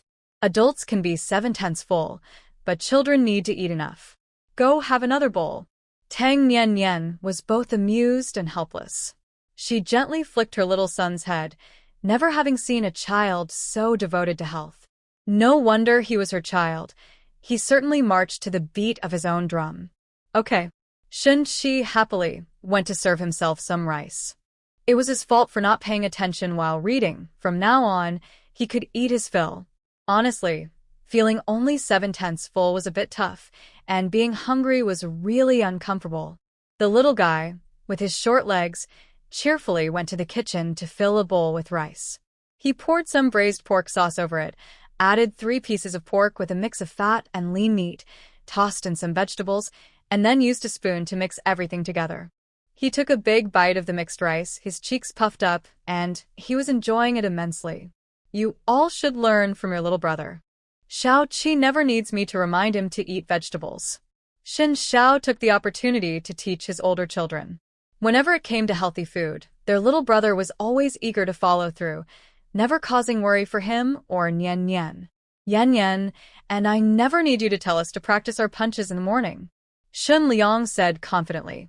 He and his sister would get up at 6 every morning to practice in the yard, while Xiao Qi always wanted to stay in bed, claiming that turtles live a long time because they don't move much. Dad, nobody is perfect. Everyone has strengths and weaknesses. You can't expect us to be perfect. Shen Yan argued logically with her father, even giving examples. Dad, you don't like eating vegetables, but expect me and my brother to eat them. You're not setting a good example. And the doctor said too many sweets are bad, but you eat them every day and don't let Yan and me have any. Shen Liang chimed in with examples, and the 2 siblings teamed up, making Shen Zhao's face grow darker. Tang Nian lowered her head, nearly laughing out loud. These two kids were so entertaining. Is little Tang eating? Deputy Commander Shun is here too. A sister-in-law called from the gate, holding a basket with a big, bright yellow pumpkin inside. The three children's eyes lit up at the sight of the pumpkin, and they quickly focused on their food. Tang Nian glanced at them and stepped outside. Did my kids cause trouble again? Tang Nian guessed it might be the three little rascals who had messed with the pumpkin her sister-in-law had grown. Not long ago, the three kids had become fascinated with slingshots and had been causing chaos with the neighborhood children, breaking many windows and costing her quite a bit of money. Kids can be a bit mischievous, but I just wanted to let you know not to let Xiao Yang and the others use the pumpkin as a toilet. I'm planning to eat pumpkin tonight, and it would be quite unpleasant to find that. Sister-in-law brought over the basket, and Tang Nian saw that the pumpkin was cut in half and smelled terrible, making her clench her teeth in anger. How could those kids do something so mean? I'll deal with them later. Don't be mad, Xiao Tang. I just wanted to mention it. Please don't hit the kids.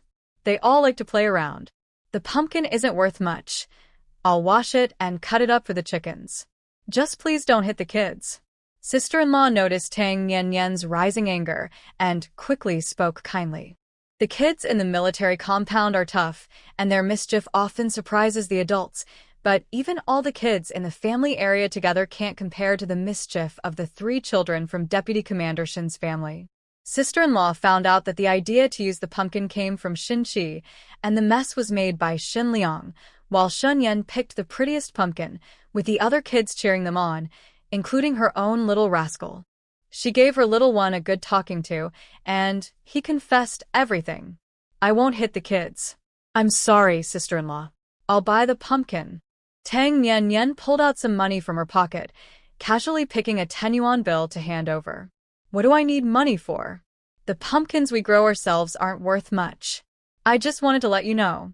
Of course, sister-in-law refused the money and left with the basket. Tang Nian returned home with a serious face.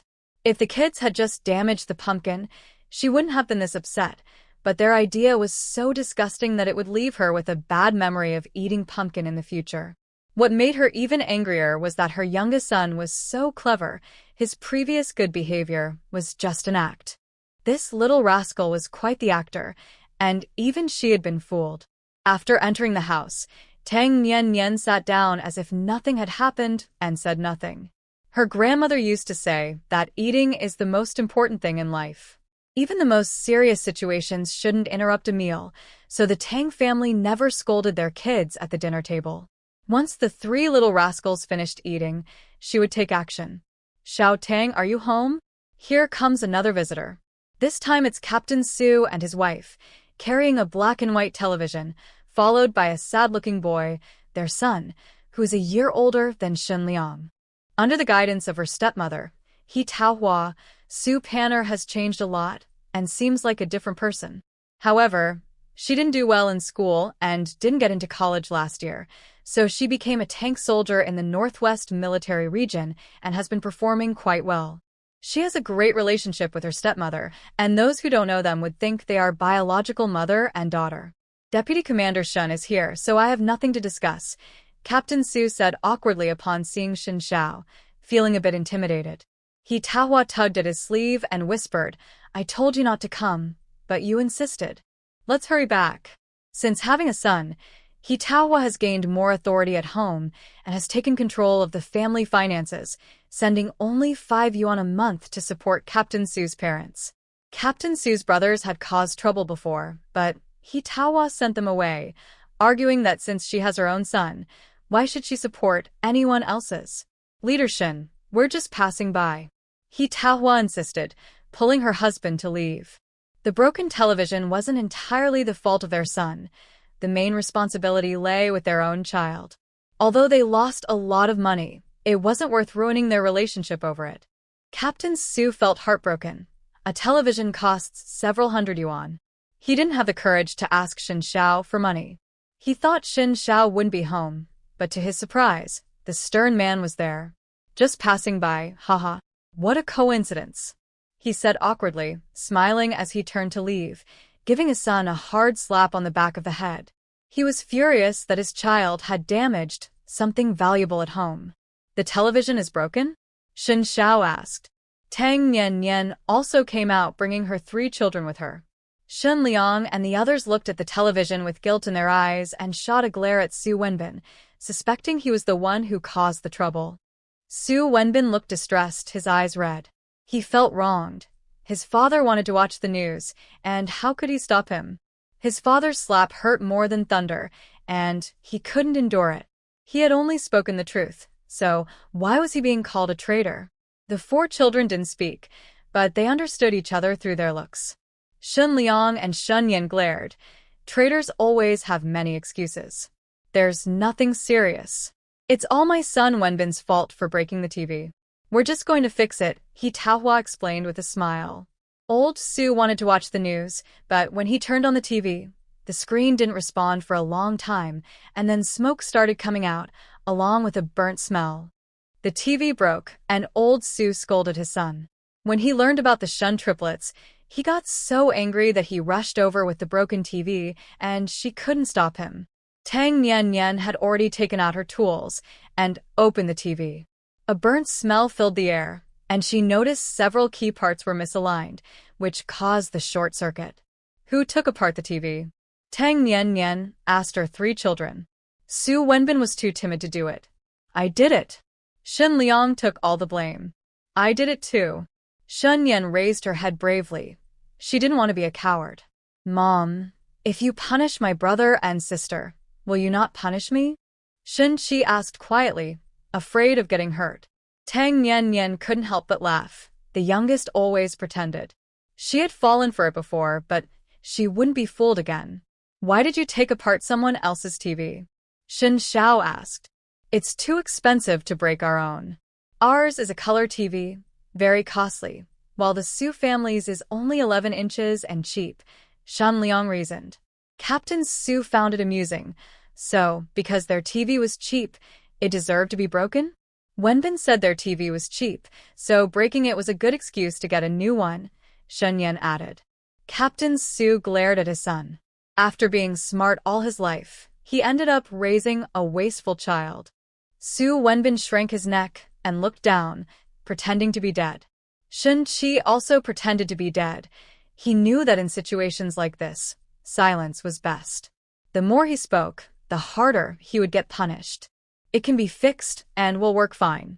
It's all my son Wenbin's fault, He Taohua said with a smile. Tang Nian went back inside and brought out an old black and white TV, a 14-inch model that was still in good condition. This one is a bit beyond repair, so take this one home to use. Tang Nian handed the burned television to Captain Su, realizing it was better to just replace it. Captain Su and his wife felt embarrassed to accept it. Their TV was 11 inches, while this one was 14 inches and newer, which felt unfair. Take it back. Shen Xiao spoke up. The couple didn't dare to argue and left with the TV, followed by Su Wenbin, who kept looking back, hoping Uncle Shen would help him. Shen Xiao ignored him. He had 3 kids to deal with. He took the 3 children inside, and Tang Nian brought out a thin bamboo stick. Why did you take apart the TV? I wanted to see if there were little people inside, Shen Liang replied. Actually, it was Shen Qi's idea that there might be little people in the TV, which made them curious, leading them to take apart Su's TV. Shen Qi looked gratefully at his older brother. He loved him the most. Tang Nian gave the 3 kids a few swats on their backsides, and then asked why they had done such a thing with a pumpkin. When the pumpkin is cooked, it looks like something else, and you can't tell them apart. Shen Qi explained his reasoning. He disliked eating pumpkin, especially when it was mushy, so he thought it would be funny to see if adults could tell the difference. Whenever he had a silly idea, his siblings always supported him and did everything without him needing to lift a finger. Tang Nian was both amused and confused by what children think about. She tried to maintain a serious face and gave the kids a few more swats, while Shen Liang and Shen Yan pouted in silence. Shen Qi cried, looking pitifully at his parents, and his sad eyes made Tang Nian hesitate to continue. Please, don't hit anymore. Bai Sui came over, standing in front of the 3 kids. A few swats were fine, but it shouldn't go on forever. She wasn't a stepmother. Fu Bao took the bamboo stick from Tang Nian Nian, treating the three children like their own, and wouldn't let anyone bully them. Tang Nian Nian decided to ease up. The kids hadn't done anything too terrible, so a few swats would suffice. Shen Xiao punished the three children by making them stand in the yard. They had to stand for 2 hours to finish, and they would have to do this every day for a month. Shun Liang and Shun Yan stood silently, even though their eyes were filled with tears from the pain. Shen Qi kept crying, looking so pitiful that Aunt Zhang felt sad and cried too, but she didn't dare to stop them. Aunt Zhang thought for a while and ran to the neighbor Zhao Chunmei's house to call Grandma Tang. "Aunt, could you take Liang, Yan, and Qi to stay with you for a few days? They got into trouble and have to be punished for a month. They're so small. How can they handle this punishment?" Aunt Zhang exaggerated the children's situation, making Grandma Tang very worried. She wanted to rush over and rescue her precious great-grandchildren. "That naughty girl is getting worse. When she was little, she did many bad things, and I only spanked her a few times. But now, it's harsher than a stepmother. I'll come over tomorrow. Aunt, please hurry. I want to help the kids feel better." Poor Qi is still crying, and it breaks my heart. Aunt Zhang wiped her eyes, not daring to say that Tang Nian Nian and Xin Xiao were wrong. She just felt sorry for the children. "I'll come over tomorrow morning." Grandma Tang's heart ached. She felt especially sorry for Xin Qi, who had always been a bit weaker and very understanding. How could anyone be so harsh with such a good child? The next day, while Tang Nian Nian was still sleeping, she heard her grandmother's loud voice. "Great-grandma, my arm hurts. Please rub it." Shenki whined. Grandma Tang called her sweet grandchild repeatedly. The three children didn't have time to feel sorry for themselves, but in front of the kids, she said, "Don't ever mess in the pumpkin again. We eat pumpkins. Wasting food will make the thunder god angry, and he might strike you with lightning. Do you understand?" "Yes, we understand." The three children replied in unison, still feeling the pain, and they promised not to do it again. "And don't take apart the TV. It's worth hundreds of dollars, and it would be a shame to break it. We can't waste money. We won't take it apart." The three children promised eagerly. They had already taken it apart and satisfied their curiosity, so they wouldn't do it again. Tang Nian Nian knew right away that Aunt Zhang had called to complain. Early in the morning, Xin Xiao left home and wouldn't return for a month. After lunch, Grandma Tang wanted to take the three kids with her, and her reasons sounded very nice. "You're usually very busy, so take a few days to rest. I'll take the kids home and bring them back before school starts." Tang Nian Nian was indeed tempted. Even though she didn't handle things at home, she still worried about the three kids. With her grandmother helping, she could sleep in and rest. They will be punished when they come back. Tang Nian Nian agreed, but insisted on 2 hours of practice each day. After returning from Tang Village, Shen Xiao would be back, so she wouldn't have to worry. The joy on the three kids' faces briefly faded, but they quickly cheered up again. They decided to enjoy their time at Great-Grandma's house for now, and they could deal with future matters later. In the afternoon, Tang Nian Nian drove them back to Tang Village, along with Bai Sui and Fu Bao, who would stay there. She planned to spend one night in Tang Village and return the next morning. Tang Village had changed a lot. Almost every household had built 2-story houses. The village had new cement roads, public restrooms, and a park. They even built a primary school where all the village children could attend for free. The Tang family also built a new 3-story house with front and backyards. They originally planned a garden, but Grandma Tang strongly opposed it, saying that country people shouldn't do that.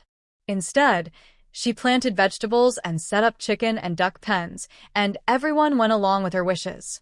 As soon as Tang Nian Nian returned, the villagers brought gifts, mostly their own farm products like eggs, vegetables, and various dried goods.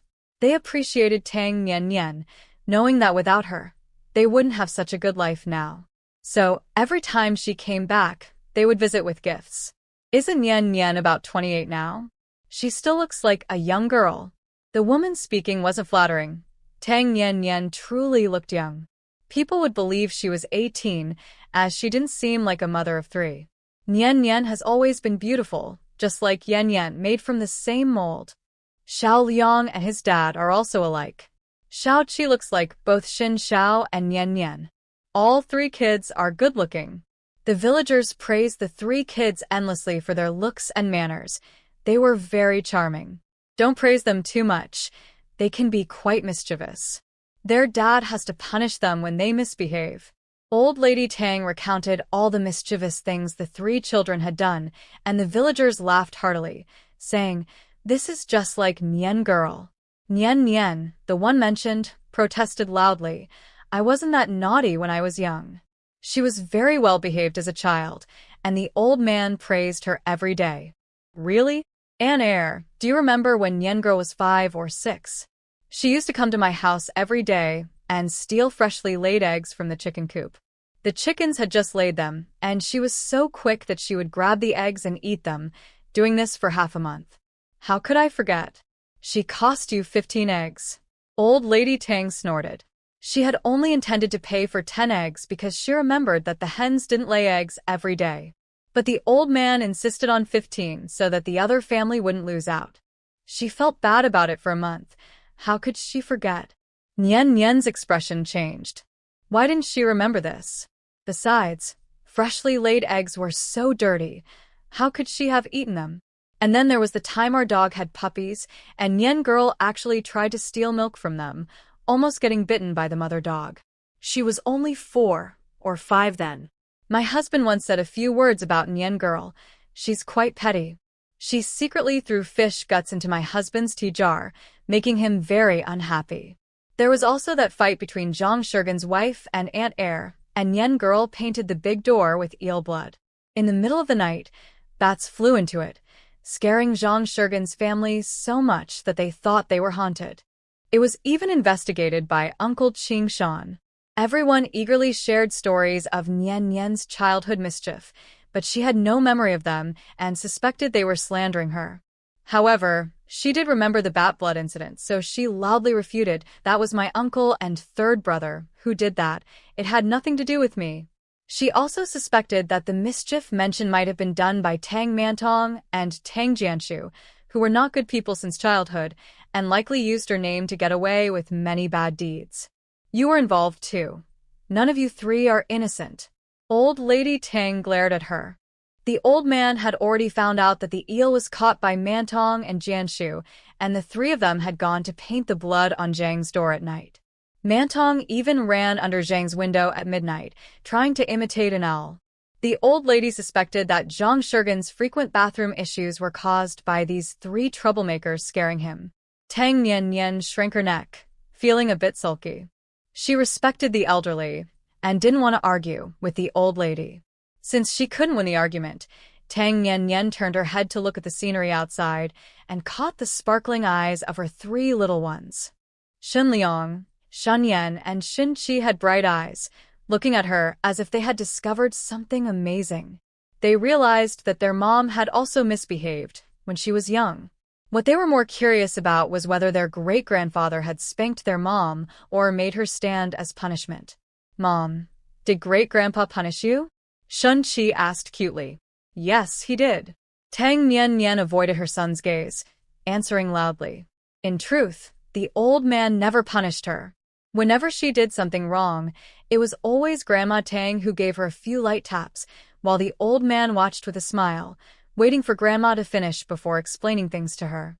Grandma Tang looked over, her eyes sharp and knowing, but she didn't expose her granddaughter. She wanted to give this girl some face in front of the children. The reason she brought up those past events was to make her reflect.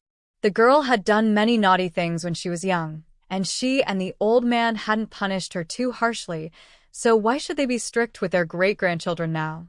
That evening, Tang Nian Nian entered the space and met Shen Xiao. Since having 3 children, the space had expanded, just as she had imagined, with more resources like coal, oil, and natural gas. The two rode horses to explore the space. The coal mountain was vast, the oil fields stretched endlessly, and there was plenty of natural gas. Tang Nian Nian recently had a vague guess. Perhaps she would return to the apocalypse with Shen Xiao.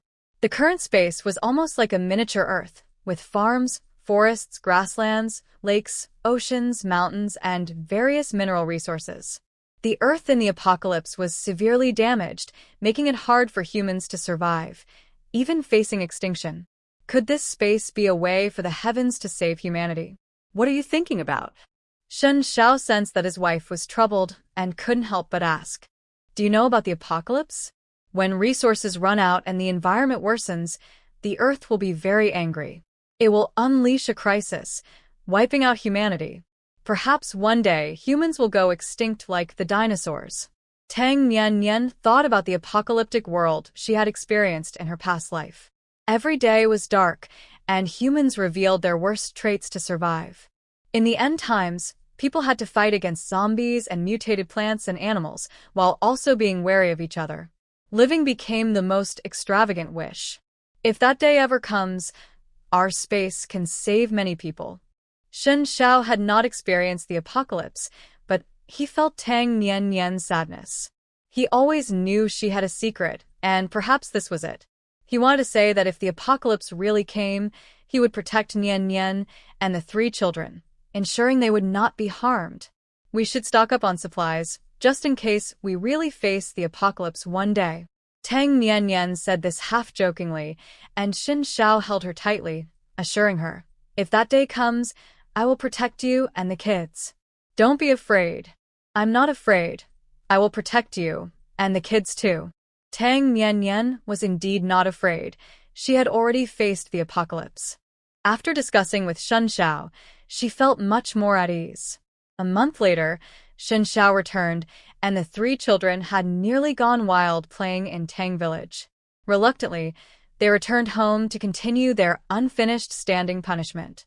Time flew by, and the children grew up. Tang Nian and Shen Xiao also aged.